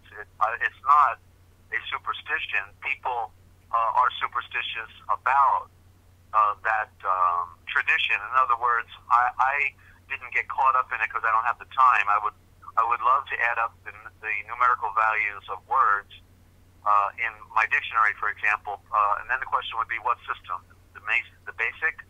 Okay, to use the basic system and just to see what they add up to, because it will. They have values. Okay, they have value. And even in my journey, where I lived in LaPorte, Texas for about, I can't, 15 years or over 10, I'd say close to 15. Yeah, actually, I think it was 17 now. And so at one point I got a post office box, and I didn't choose the number. The number was given to me by the post office there in town. I was doing international marketing, and so it was the box number was 1581, and I had it for like the better part of 10 years, and then I got a book one day called Light and Extinction, and this guy was a Greek scholar, and he talked about different aspects of Greek words and culture and our translations as well. And so in the back, he had the numerical value of expression. So an expression of words would be, like we could say, God is love. And so God is love would be added up into its numerical value based on, the numbers, right, of each letter. And when I looked up 1581, which was my post office box, I was blown away because it said faith, wisdom. Okay, faith, wisdom, and so that to me was a mind blower. Okay, but more importantly, it could be construed more than one way because it also meant the knowledge of the Fae, because the Fae was the mythological goddess of our creation, the Phay, meaning the eye of creation. That goes back to the sun again, the virgin light. But the knowledge of the Fae was stolen from us, and I had stumbled upon the goddess, the virgin light, the Fae, and then I saw it in the Edgar Allan Poe wrote about the island of the Fae, and then we have the cultural mythology in Spanish, the Spanish culture, the Fae. She spelled Fe, and Santa Fe. So I had unraveled this mystery about the Fae, and talk about it today, where you won't even find her in dictionaries, let alone people can talk about. So the point is that the Father was speaking to me through the numbers, through the numerics. He's the one who got me the box 1581, and I had no control over that. But then I saw the Father was giving me confirmation as I've been in this a wilderness journey with him, that his presence is ever present, and he is continually communicating with me through numbers, signs, and symbols, and in many different ways. So Kip, it's not that is not superstition, but it is supernatural. That would be supernatural. So there are people who are superstitious, just like those people who wake up every morning and they got to write down their dreams. If you can't interpret your dream as soon as you have it, there is no interpretation. Because whenever I have a dream and I'm the Father's speaking to me, I get it right away because I can interpret the symbol. But if it's just one of Dezert-Owl's great adventures in REM, deep REM, I just wake up and I get on with my life. I don't write it down. I don't give it any more time. So that's my way of expressing this, and I think it's pretty accurate in its form here, because it's in other words, for me in my studies, I don't leave any stone unturned, but I don't give too much energy to things that are not going to be helpful in our journey, because that's all that matters to me is getting home, and so I leave everything else out, and therefore the gematria was not an important science, but at the same time I've got the foundation of certain key elements in numbers, numerics, and they go with me, and I don't forget them because he does communicate with me by numbers periodically. So knowing the science and knowing the numbers is relevant to our journey, because it could have bearing somewhere down the road in the future. So I hope that helped you in that. And Ninja, you want to follow up with that? I'll see if he's got any more I've missed here. Yeah. Well, either one. Okay, wow. Let me hear your comments on the ones. So the ones. The ones, yeah. Yeah. But it doesn't mean you need to be you need to be devastated because your house number is 1111 or anything like that. It can mean something, but it doesn't have to mean anything. You see, it's about how you approach. Yeah. How you approach something in your mind, your conscience, knowing the truth, knows that you're above the superstition to think that you would be condemned because you got 4 ones on your house number or something like that, right? We have the name. What's interesting, like with me, when I said 1581 was my post office box, well, here where I am in Millersburg, Ohio, I how they have the main zip code with 5 numbers and then it's a dash and then 4 numbers. Well, those 4 numbers are a component of 1581. It's the 2 of the numbers are shifted, but it's still the component of 1581. So it was a confirmation again for me that the Father was letting me know this is where I belong. This is where I was supposed to be at this time in my walk, my spiritual walk. You see, so he gives those kind of confirmations that way. If you can read it, if you can't read it, then you don't get caught up in it. Okay, there's no point. But certainly not from a superstition standpoint. Not like people are reading astrology. They say, well, the Mars is in retrograde, and therefore I can't do anything for the next 20 days because the planets aren't aligned. Now that's superstition. That's nonsense. You know, the people are doing that at the same time claiming, you know, Yeshua and everything. And it's a bunch of nonsense. So, and forgive me for anybody, you know, out there that does that and you know, thinks it's relevant. But you know, my paradigm shifted when I was buried into the body of Yeshua, because it's a whole new ball game. It's a whole new covenant relationship, and the predestination is to be fulfilled within that walk, and therefore the message of the stars was corrupted after Yeshua said it's finished. The message of the stars was concluded. The story was fulfilled. He came at the end of the world, and so therefore what they simply did with the stars is to create a false science about you know, about if you're born under Gemini, you know, you got all this stuff going on. If you're born over here, you know, and that's a bunch of nonsense. It's not a true science, and it is not based on truth either. Because the stars were put up there by Yeshua, and it was his story that was in there. Okay, so there you go.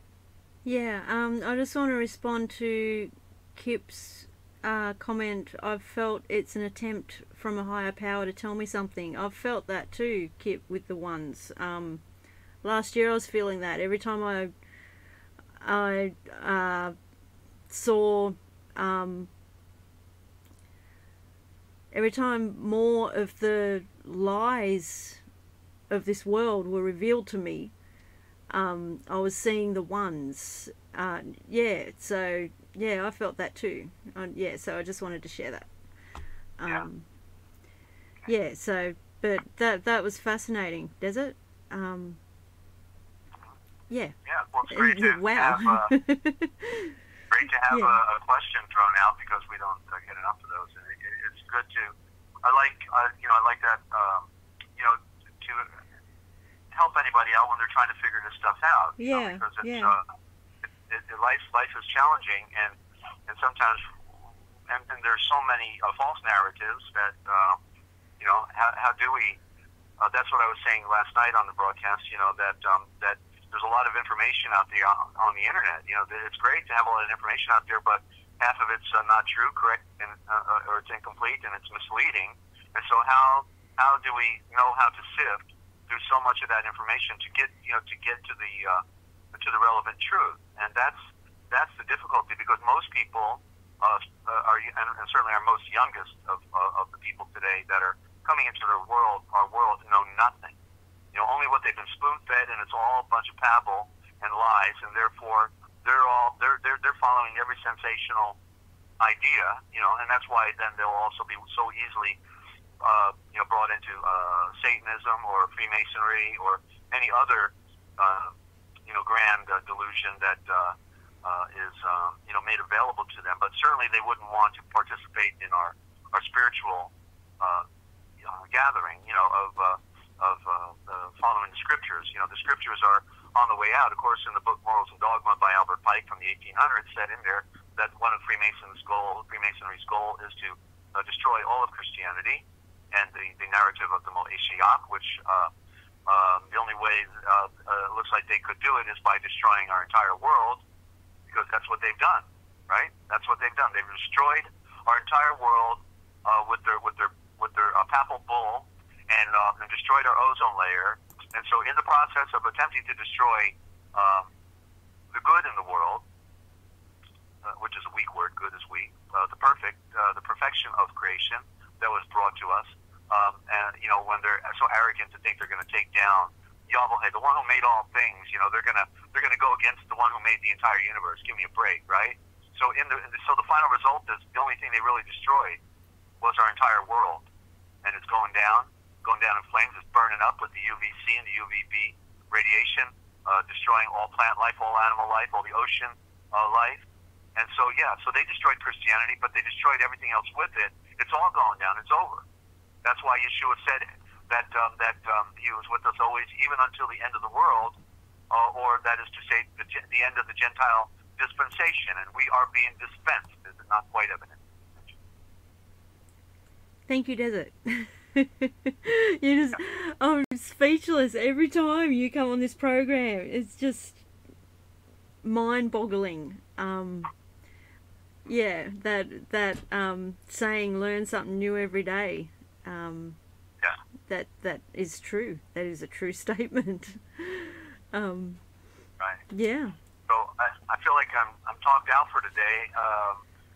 I might want to try one read. I did have the other information. I'll tell you what. Can we do one more 4-minute break, and then I'll just knock out these other 2 books in front of me: New Testament, Old Testament, Light by Lamsa. Okay. I know we have some new listeners today, and I think they might want to see some of the other material that we're getting into every day, and so I don't want to leave that unturned. So just give me the 4-minute break again, all right? And we'll be right back. Okay, the 4-minute break. If I can pull it out, I'll do that lost chapter of Acts. I think they've really enjoyed it. There's Lydia from across the big water. Hey, Lydia, good to have you. I haven't seen you in a long time. G'day. Okay. G'day, Lydia. Good to see you here. The 4-minute break is having issues, Desert, so I'll just play half of the 7-minute one for now. All right. Thank you. Right back. All right, we'll be back soon, guys. Please hang around. Sorry? Well, they didn't want you to know that we tell right here. Yes, we do. Right, we'll be back soon.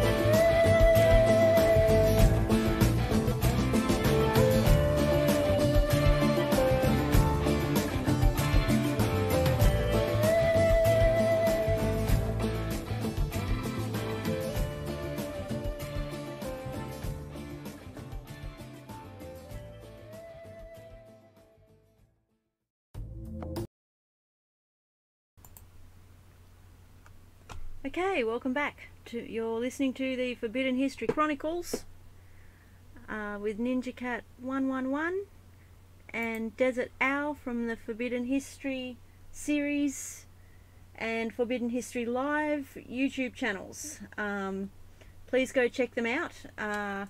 Forbidden History series, the Forbidden History series is his original channel.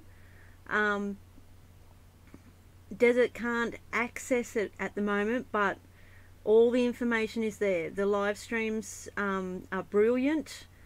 Desert walks you through the code, explains everything, and does beautiful readings. There's readings from Ya Love as well. Yeah, amazing stuff. Please go back to June 21st last year, 2018, and listen from the start. And at the moment, Desert is broadcasting on Forbidden History Live. All links are in the description on all of the Chronicles live streams, and all contact information is also in the descriptions on all these live streams. So if you're after the PDFs, Desert has a dictionary. Sorry. It's getting late here. It's like 2 a.m. Brain's starting to malfunction. Okay, PDFs. There's 3 that you can get, so you can see and read it for yourself. Any size donation, except Desert's PayPal isn't working at the moment. We have to work on that. But we welcome donations any other time. And if you can't afford to donate and you want the literature, we will send it to you anyway. Just my email is in the description, so just let me know, and I'll get them to you. You can get a copy of the Real Da Vinci Code Etymological Dictionary, written by Dezert-Owl. There's also a copy of the Book of Wisdom, and a sample of the original gospel with a more up-to-date version of the dictionary attached to it. Desert also welcomes calls and questions anytime during the streams or outside of the streams. You can contact him on 608-566-7295. That's 608-566-7295. Just add a +1 at the start if you're international. If you want to call in during the stream, we welcome live callers. We're very high tech here. You need to send Desert a text first so he can call you because my phone is ancient and it doesn't allow me to do group calls. So yeah, just send Desert a text and we can figure it out. It's worked before, so yeah, I think that's it. I think that is it. Or you can Skype him on Free America Radio. Okay, yeah, welcome back, Desert. You good to go? Thank you. No worries. Yeah, I'm good to stay for now. Thank you. And, do you want me to go? I'm sorry. No, I'm comfortable. Thank you. Right. Yeah. That's like, yeah. Okay. All the ancient wars are always tricking us some way or another. Okay? Yes, they are. Yes, they are. Yeah. Well, so I see Kip had asked a question during the break. Yeah. So yes, his question is, so Yeshua and Yahshua are different, and the simple answer is yes. Of course, it was through George Howard who gave us the Hebrew Gospel of Matthew, proving out that Jewish society stole all of our Hebrew Gospel of Matthew, and it is doing his transliteration of that work. Then he, in the back of his, in the appendix, in his discussion, said that, and he wasn't looking at it, from a conspiratorial thing. It was just a matter of fact that he knew this because he was versed in Hebrew and obviously read the Talmud, not to say that he followed the Talmud, but obviously he read it to learn certain elements of this project that he was engaged with, and maybe it was part of his life study. But he said that in the Babylonian Talmud, Yeshua, Y-E-S-H-U-A-H, Yeshua, means may his name be blotted out forever. It's a curse. May his name be blotted out forever. That's what they're trying to do, of course, with our original tradition. And, of course, Jesus means you pig snout. You know, I'm sorry to give, to be the bearer of bad news.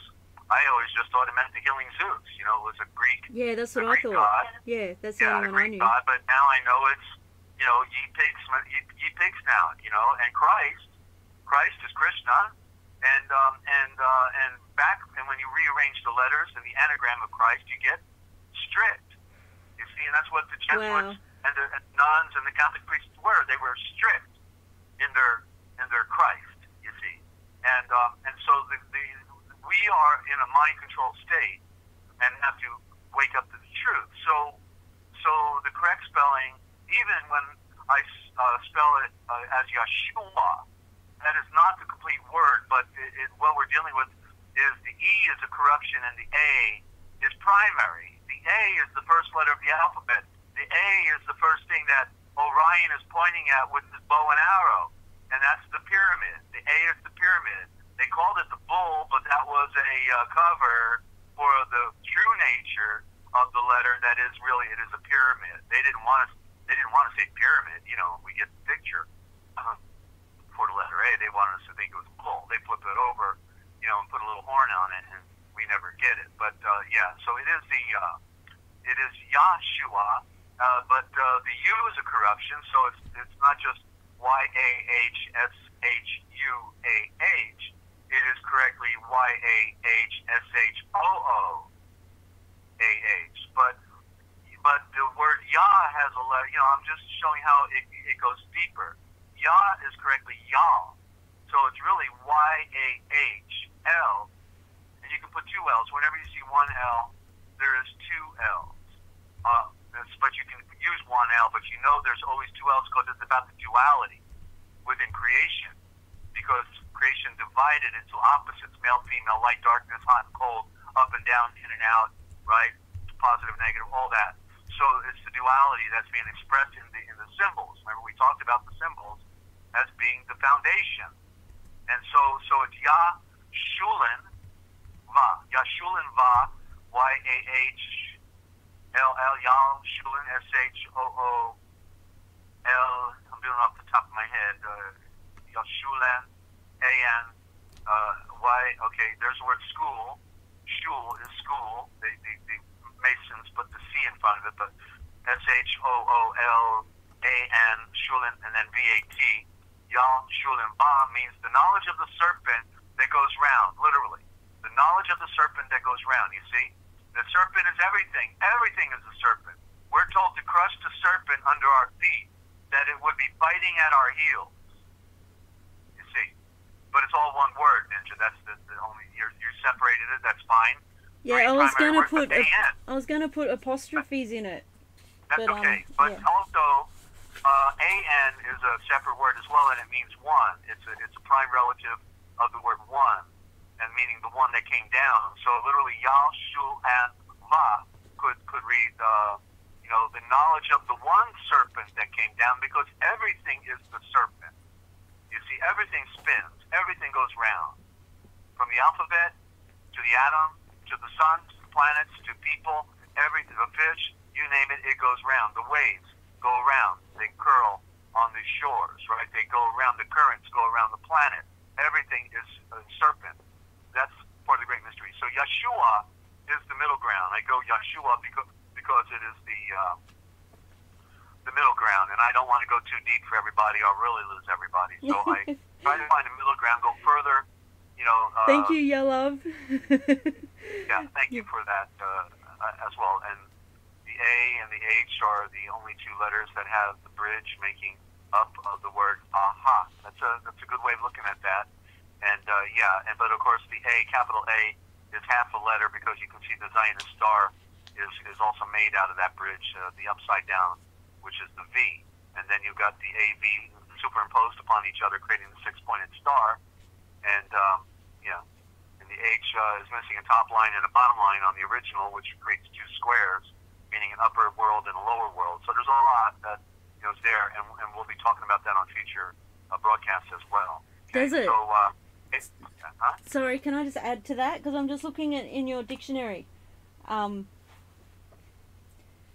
the end of Yashulam, how do you say it? Yashulam, you don't say the T at the end, do you? Yashulam Va. No, the Yashulam Va. Silent symbol. Yashulam Va. At the end it's got Shay. Yashulam Va Shay. Yeah, no, that's the most primitive. That is actually the most primitive. The Shay at the end. I found that element within the Dictionary of Judaica, and I concluded that was part of it prior to finding the definition. So Yashulam Va Shay. Yeah, the Shay That's is beautiful. Y, and the Y at the end, AY at the end is the I. The I, that's the heat, symbolic of the eye that goes round. Wow. Yeah, sorry to interrupt, but yeah, wow. That's okay. I was reading Kip's comment. That's a very nice statement, and thank you, Kip. He says it's a very emotional live stream. Wow. Wow. I love it. Yeah. I love it. Loving it. I've been broadcasting for a long time, Kip, but I started out as a political activist, but I was always a spiritual pacifist and trying to unravel the mystery. So I'm just going back to what was really most important for me, and that is to to talk about these important issues, and which is dealing with our spirituality. It's charged, all right, because it's the Father has been using me on this journey. I'm blown away that I have so many of the what we call the original thought here, and that what's so sad is that it's so unique that because it's been stolen from us, that the world, as it says in Revelation, the entire world has been deceived. Well, what bigger deception can there be but the entire world? They've controlled our thinking, they control our minds, they control our words, they control the diction, they control the dictionaries, they control the medium, the television, you name it, everything, right? So it makes sense that only it would slip out to a crack, and it's not a flood because they've worked overtime for thousands of years to deceive us, not just hundreds of years, but thousands. Wow. Yeah. Okay. So anyway, Can I just say, I'm relating so much to Kip right now, because that's where I was last year when I first discovered your streams, Desert. The feeling is amazing. The feeling is amazing when you get in the chat and you listen to you explaining the truth and getting right back to the beginning with the symbols and the letters and the Aisha Vors. They're so powerful, and it's an amazing feeling. So Kip, I'm with you there. Yeah, thank you, Desert. Is that an oil rig you were talking about, Kip? Aussie big rigger out there on the Gulf, or no, you're in Kansas. That's right. Well, you still could work on the Gulf. Anyway, that'd be a far way to go though for a job. Seeds. Okay, so we're in the Old Testament Light by Lamsa. I'm going to just try to knock a little bit out here, and then we'll be done for the day. The Diel, the big Diel that goes around, the serpent eating its tail, the Ouroboros, sun. Okay, seeds. So and I'll just read the. I don't like to say God, so I'll say Yahweh. And so Yahweh breathed, you must see and read it for yourself. I have given you every herb bearing seed, which is upon the face of all the earth, and every tree in which is the fruit of a tree yielding seed. And for you it shall be for meat. That's Genesis 1:29. I feel like I've read that one already, but I don't know. I got my note up there. In fact, let's see here. And plants and seeds thereof were created on the third day. Note that man, Ashan, was created on the sixth day. And green herbs and fruit-bearing trees were created for food. The early man lived on plants and fruits. Moreover, man had authority over beasts and birds and creeping things, but man's sustenance was from vegetables and fruits. Eating meat may have come later. Well, most specifically after the flood, because that's where we see that Noah was given the permission to eat certain meats. And so when man's need for food increased, or because of famine, later every moving thing that had life that lives is given for food. Genesis 9:3 and 4. In Genesis 3:21, we read that Yahweh made skin garments for Adam and his wife, and clothed them with them. The skins might have been the skins of sheep, which were slain for food, but be that it may, Adam, and Keva, Eve, ate vegetables and fruits at first, many varieties of edible herbs and fruit trees. He should have added grain there, because we know that Cain was plowing the ground, so obviously planting grain. And herbs and fruit trees grow in the region of the garden and north of Mosul, Iraq, and most of the seeds of the trees and the vegetables were carried by the Roman armies to Europe and to the garden and from this beautiful region. Okay, and I remember I did read that already, so I'm going to go to the next one down. Genesis chapter 2. Ninja! Sorry. Ninja almost... Okay, fire the cat. Yeah. Okay, I think it's time to fire the cat now. I know, right? Yep. It's okay. He's gone now. So, all right. So the second chapter of Ganesha is correctly Genesis, and that means the garden of the royal eye, because everything is beautiful in the true garden. And we have to have a royal eye to see and read it for yourself, to interpret the meaning of all these symbols. The second chapter of Ganesha, or Genesis, is not a contradiction of the first, but an explanation thereof, that the first chapter came to us from a divine source, and hence it is a divine revelation from Yahweh, who is the great Elohim. Yahweh, who is the great Elohim, talks and acts like the great Elohim. He speaks the Eshavor, the word, and things are done. And so, just to clarify, the first chapter comes from the northern kingdom. Then you'll notice the narrative seems to change, starting with chapter 2, especially by verse 4, which is the southern kingdom, and is called the Yahwistic text. That's where we have Lord God, and Lord God means Yahweh, who is the great Elohim. Yahweh is correct, correct for what most people mispronounce as Yahweh. Yahweh, okay? And Vol, you can see volumes is right there, and know that this is correct, and the V is correct. But that's a story for another day. In the East, spiritual and abstract things are illustrated in parables, allegories, and metaphors. The great Elohim is often pictured as a potter who mixes clay and makes vessels. This is the only way to convey the spiritual idea of Yahweh, who is great Elohim, and his creation to simple folk who live in desert lands, who had heard about the seas but never had seen one, or had eaten fruit but never had seen the trees on which it grew. How can one lecture to a desert tribe about a ship without drawing a picture of it and making a small seed to show it floats on water? If we think that both chapters of Ganesha or Genesis are the work of the same author, and that both are Yahweh's revelation, then one chapter contradicts the other. And that's an important statement by George Lamsa there. So let me tag the next page. And we're just a little slice out of here. We've got a lot of content going through the scriptures in that book. And then the other one is New Testament Light. Let me get in there. And again, want to welcome any new listeners out there. And so grateful for all of you and your comments and you're joining us. And Lydia, you're still out there in Ireland? She's somewhere out there in Ireland. I don't remember if it was Dublin or last I heard she was moving, and her dogs, she had her dogs that she was moving, and those were some pretty good-looking dogs. I remember those pictures. So I hope you're doing okay, Lydia. Good to have you back in.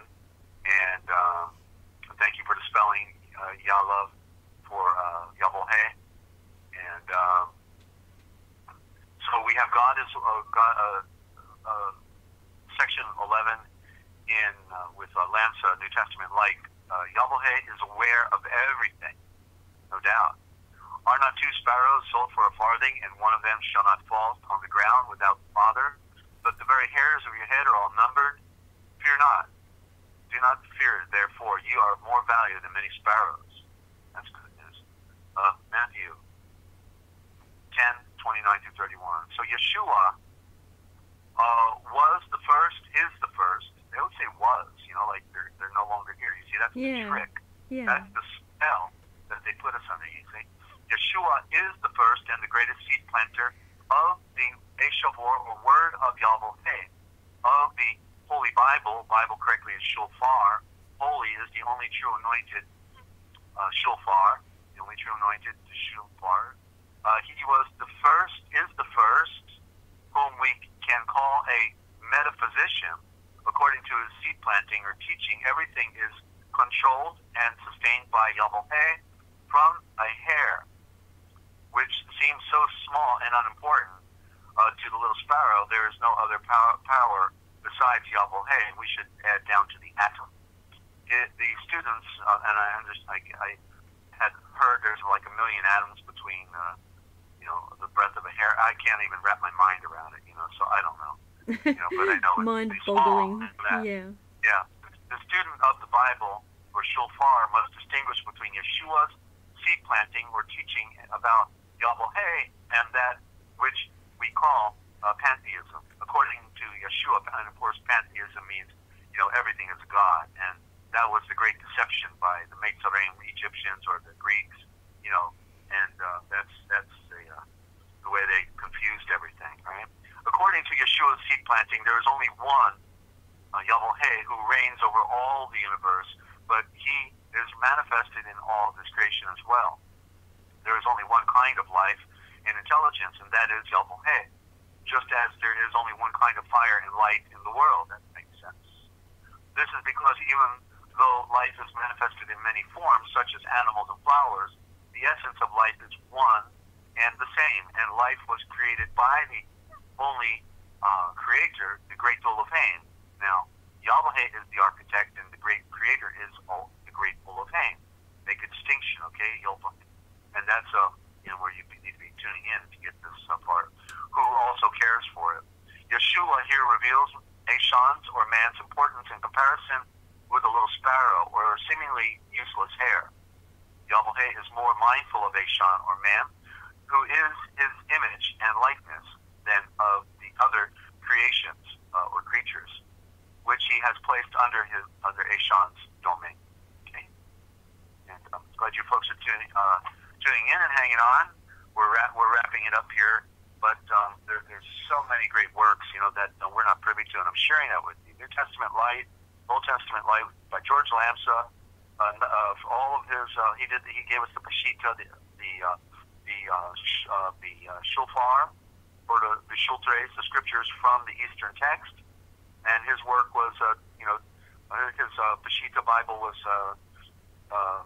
taken over by the occult, and they redrafted it. They said, "We're not publishing it, George. You give it to us, we'll redraft it, then we'll publish it," because basically his translation of the scriptures would have destroyed our Western versions, of course. And so he said that in the East, people in the East, if they knew our Western scriptures said, my God, why have you forsaken me?" They would have, the people in the East would think that to be blasphemy, because Yeshua never said that. And he said he was the Father would be with them, was with them, and even when everyone abandoned him, he would still be there with them, and that he was going to raise them from the dead. I mean, he'd been raising people from the dead, and he said he's coming back. I must go so that the Spirit can come. What in the world, forsaken me? And that bothered me all my days. And then finally I learned the truth when I get George Lamsa. So what did he really say? He said, Helio Lama Shabbat, which correctly being translated. Interesting that's where they put the Aramaic right under the big switch out. But basically, in one aspect, there's many aspects to it. It means the great Elohim, and speaking to the feminine, like his mother is down there crying. So he's speaking to the Virgin Light. And he's saying, my mother, my father, and he's saying it twice because the duality is the play of the one. It's both male and female. So what he's really saying is my mother, my father, and he's trying to bring comfort to his mother down there on the ground. Don't cry for me. This is my chosen destiny. This is my chosen destiny. You see, nobody put me up here. I put myself up here to save mankind. This is where I needed to be. And that's when he has the victory of light. That's when he's made perfect, according to his words. So it's all part of the great mystery, ladies and gentlemen. And the world has been deceived, and we're trying to make lemonade out of lemons, okay? Because the very muddy Talmud, information on the Talmud, I've been reading through this, and then we stopped here. Hang in there. Successful. Hang in there. Fear not, for I have. There we go. It's back on. Looking at the wonderful waves, okay?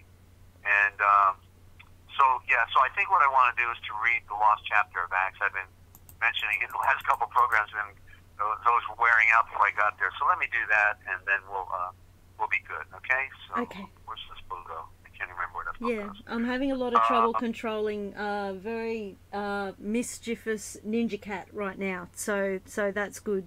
That's good. I want to stay here and listen forever, but yeah, he's a little bit out of control. So did you just close the program? No, keep going. I just have to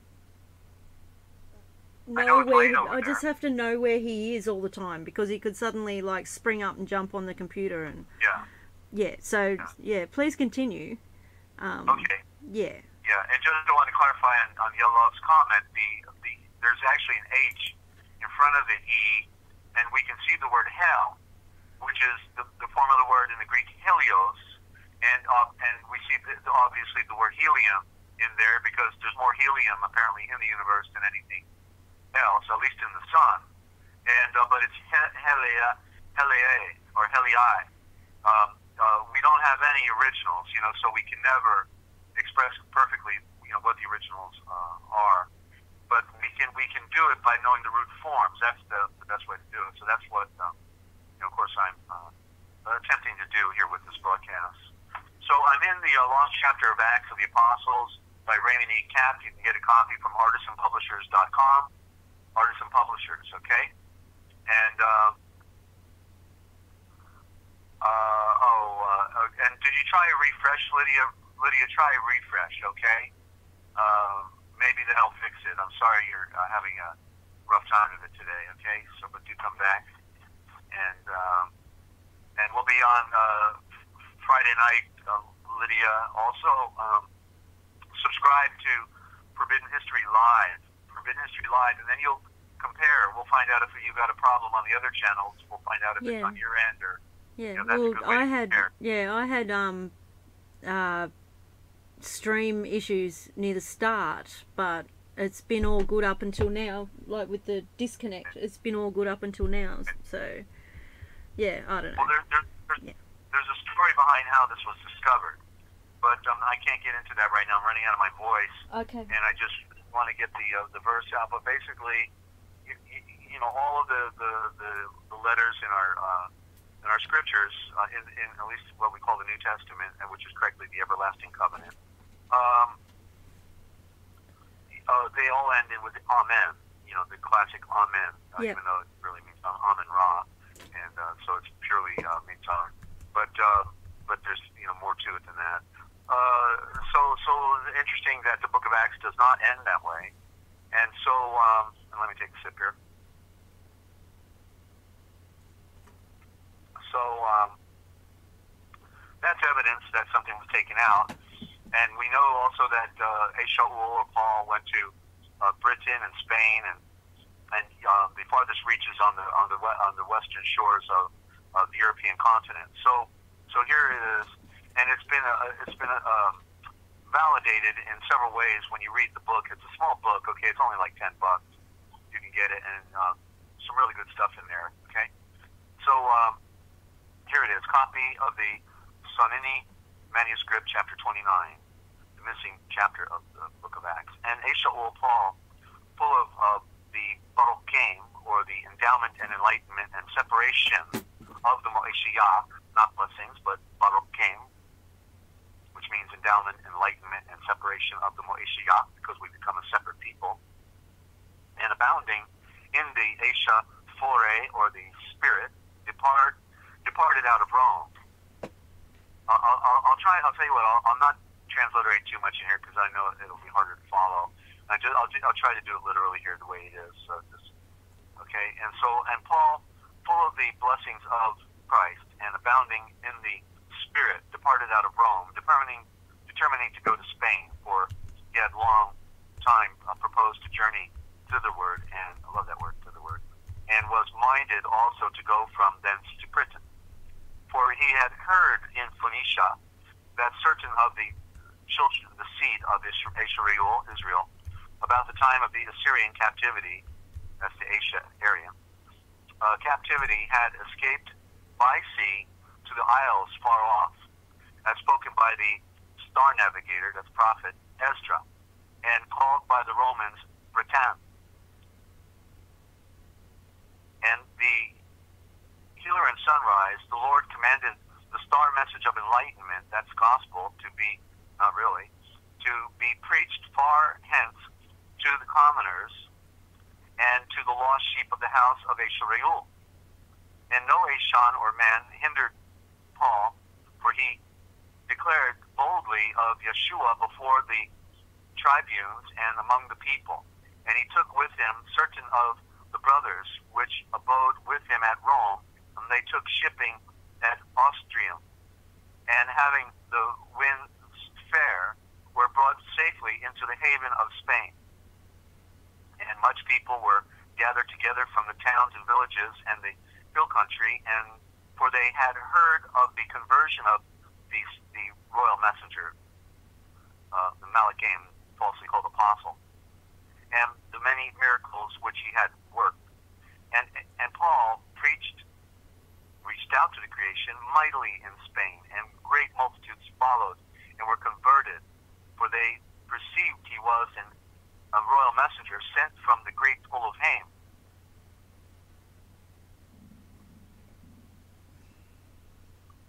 I'll follow up on that question. Hang in there, Kip. I see you wrote a nice question there. And they departed out of Spain.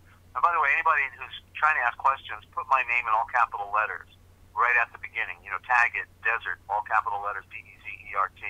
That'll help for me to identify a question, okay? So, thank you. And so, and they departed out of Spain, and Paul and his company, finding a ship in Amorica, that I found first in Webster's Dictionary. Amorica, A-R-M-O-R-I-C-A, Armorica, and so it clearly sounds like America. Yeah. And there's something, but there's a story behind there, and I've not pursued that knowledge.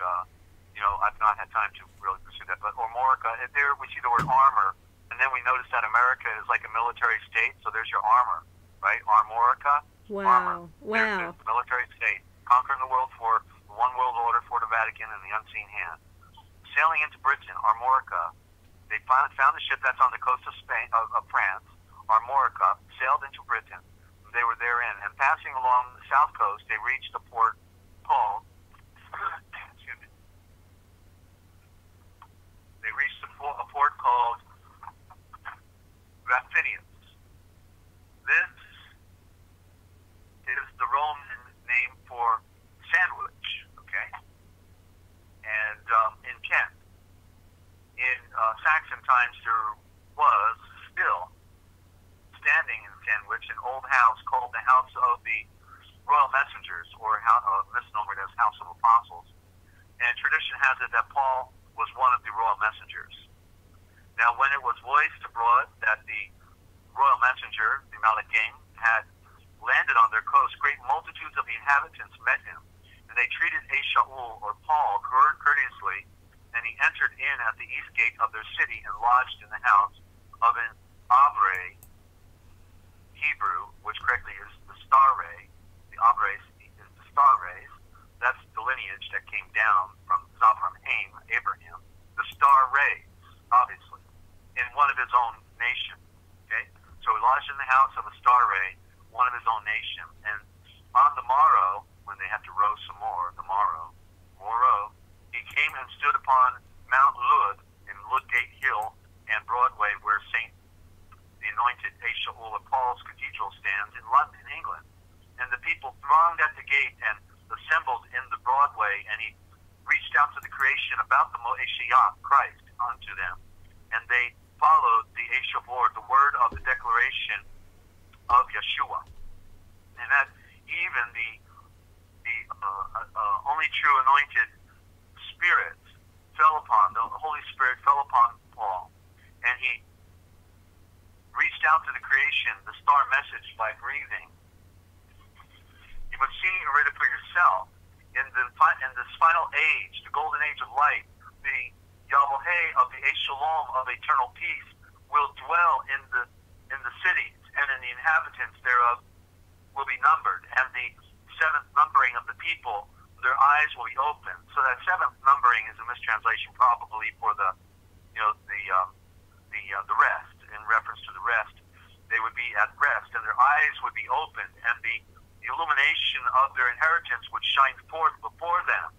The nations will come up to homage on the mount that declares of the patience and long-suffering of an Ashar Fan, a servant of Yahweh, the healer in sunrise.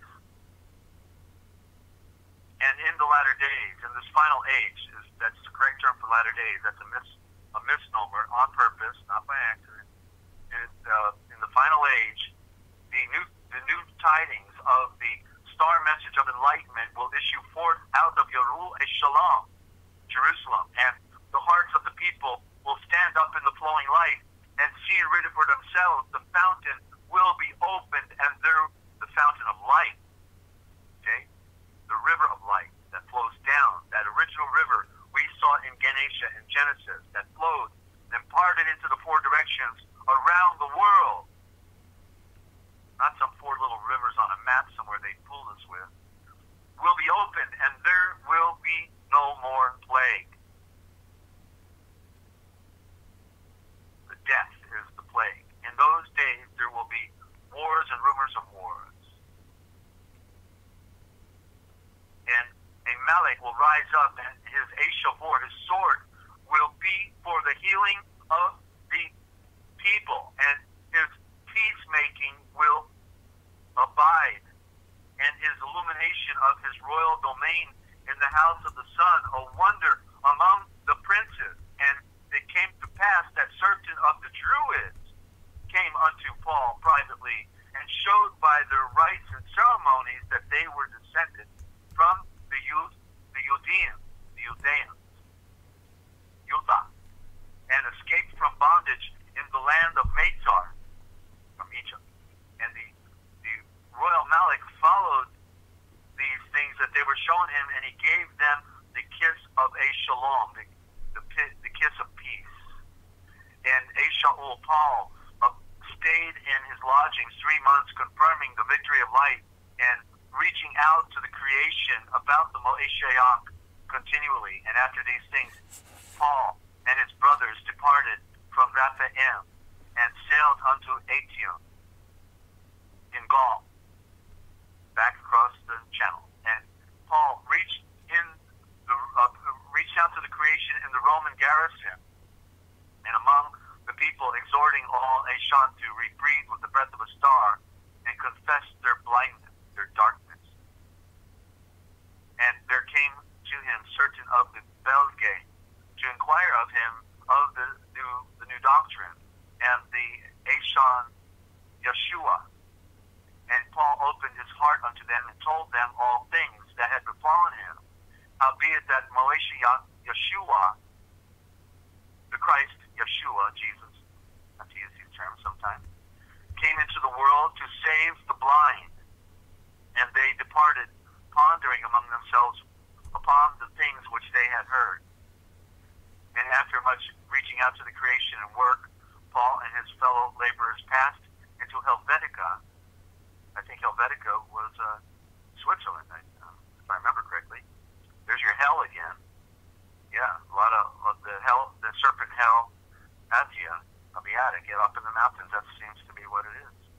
And came to Mount Pontius Pilate, where he took, he who condemned he actually didn't condemn him. he washed his hands of it. You see how they mistranslate things and continue the false narrative. So whether this is done accidentally or on purpose, we won't know. But he who supposedly condemned the healer in sunrise, Yeshua, dashed himself down headlong and so miserably perished, where he received the sentence of death from Caesar himself, Caesar. He really got a bad rap throughout history here, and hope he did transcend. He seemed to become a follower right out the gate. If we read the Aquarian Gospel, misnomered, and which is the original Gospel, the big one. And immediately a torrent gushed out of the mountain and washed his body, broken in pieces, into a lake.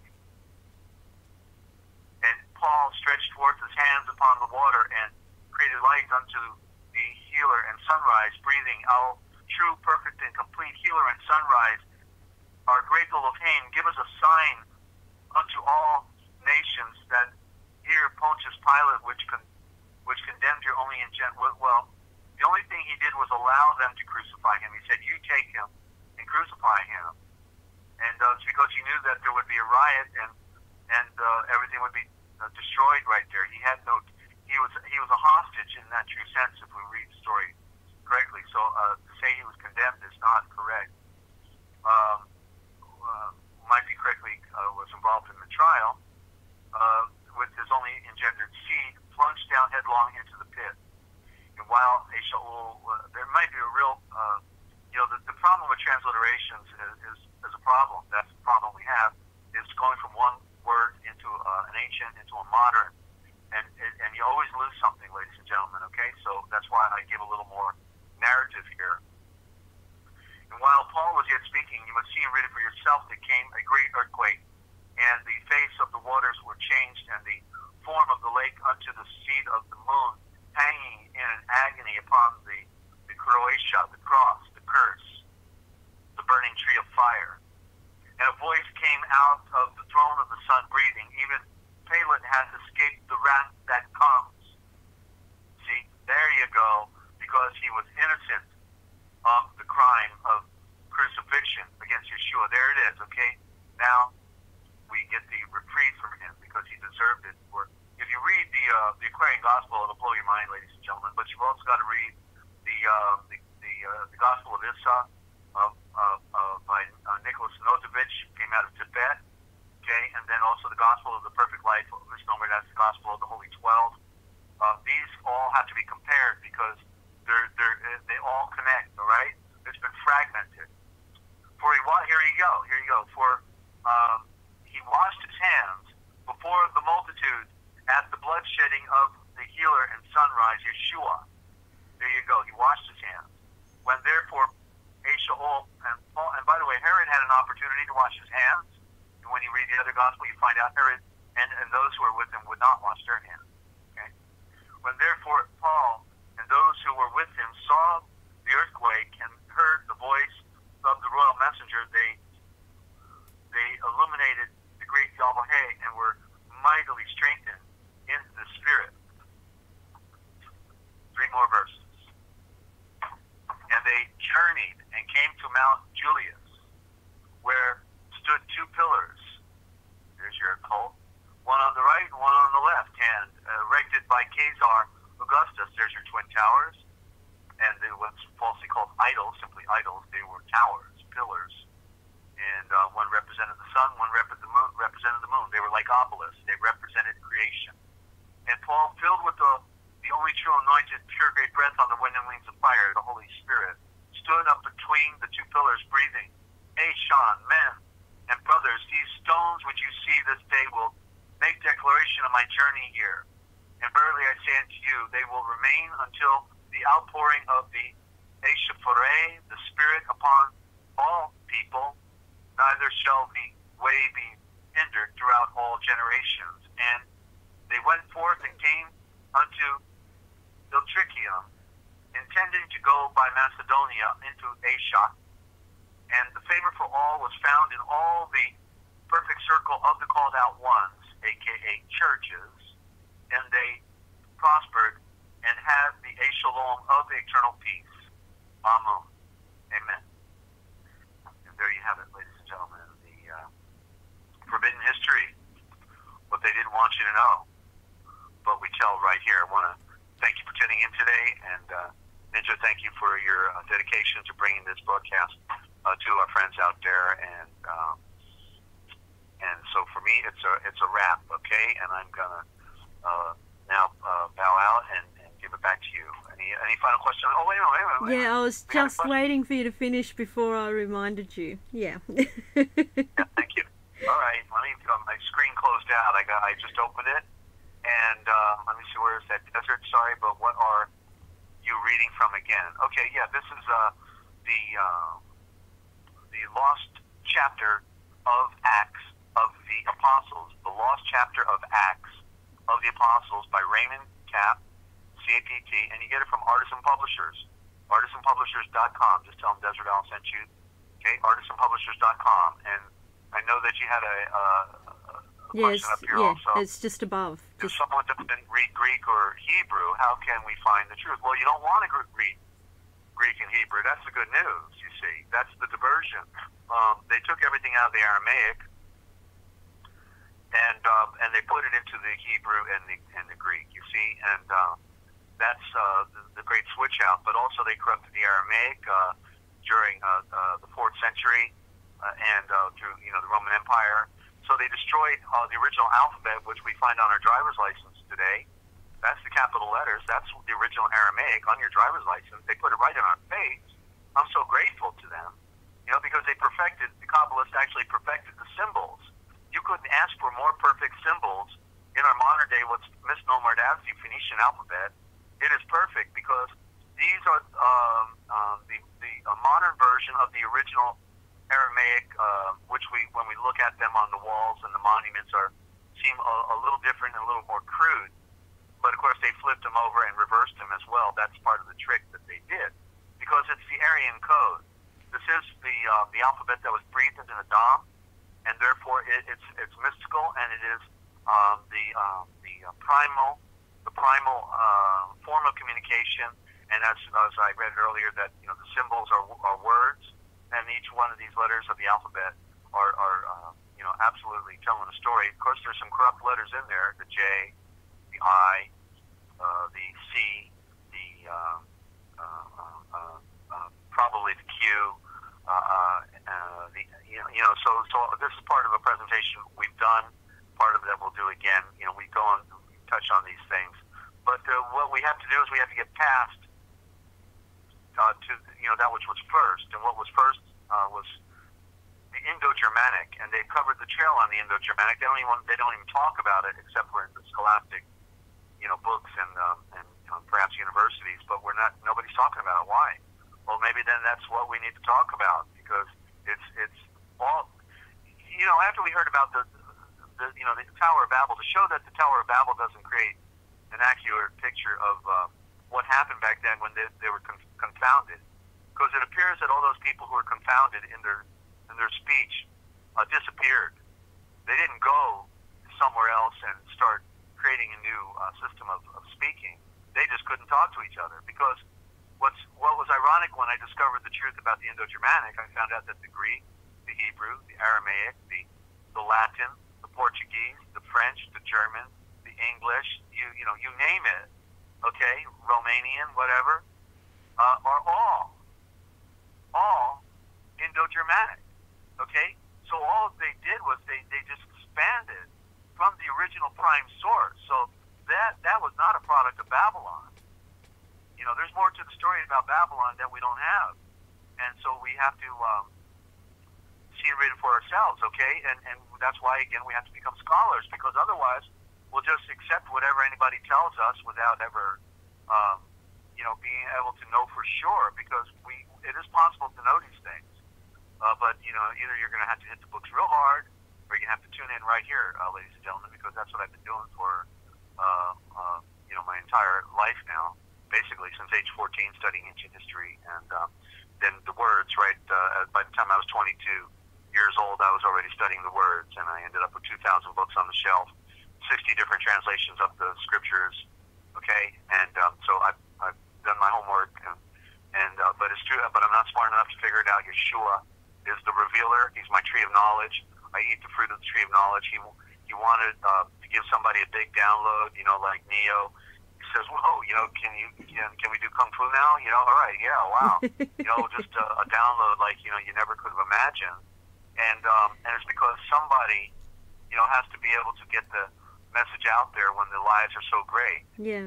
That's why I was born, we talked about numbers, okay, right? 1990, when I fell victim to persecution, it was 1998 when I fell victim to the government,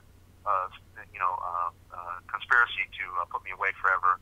And then when I'm laying on a concrete slab in 1998, last century, what just now is 21 years ago, I remembered where I was born and how ironic that, I only lived there for 5 years till I was 5 years old and then moved. But I remembered that the very first place I lived in New Brunswick, New Jersey, was 98 Right Place.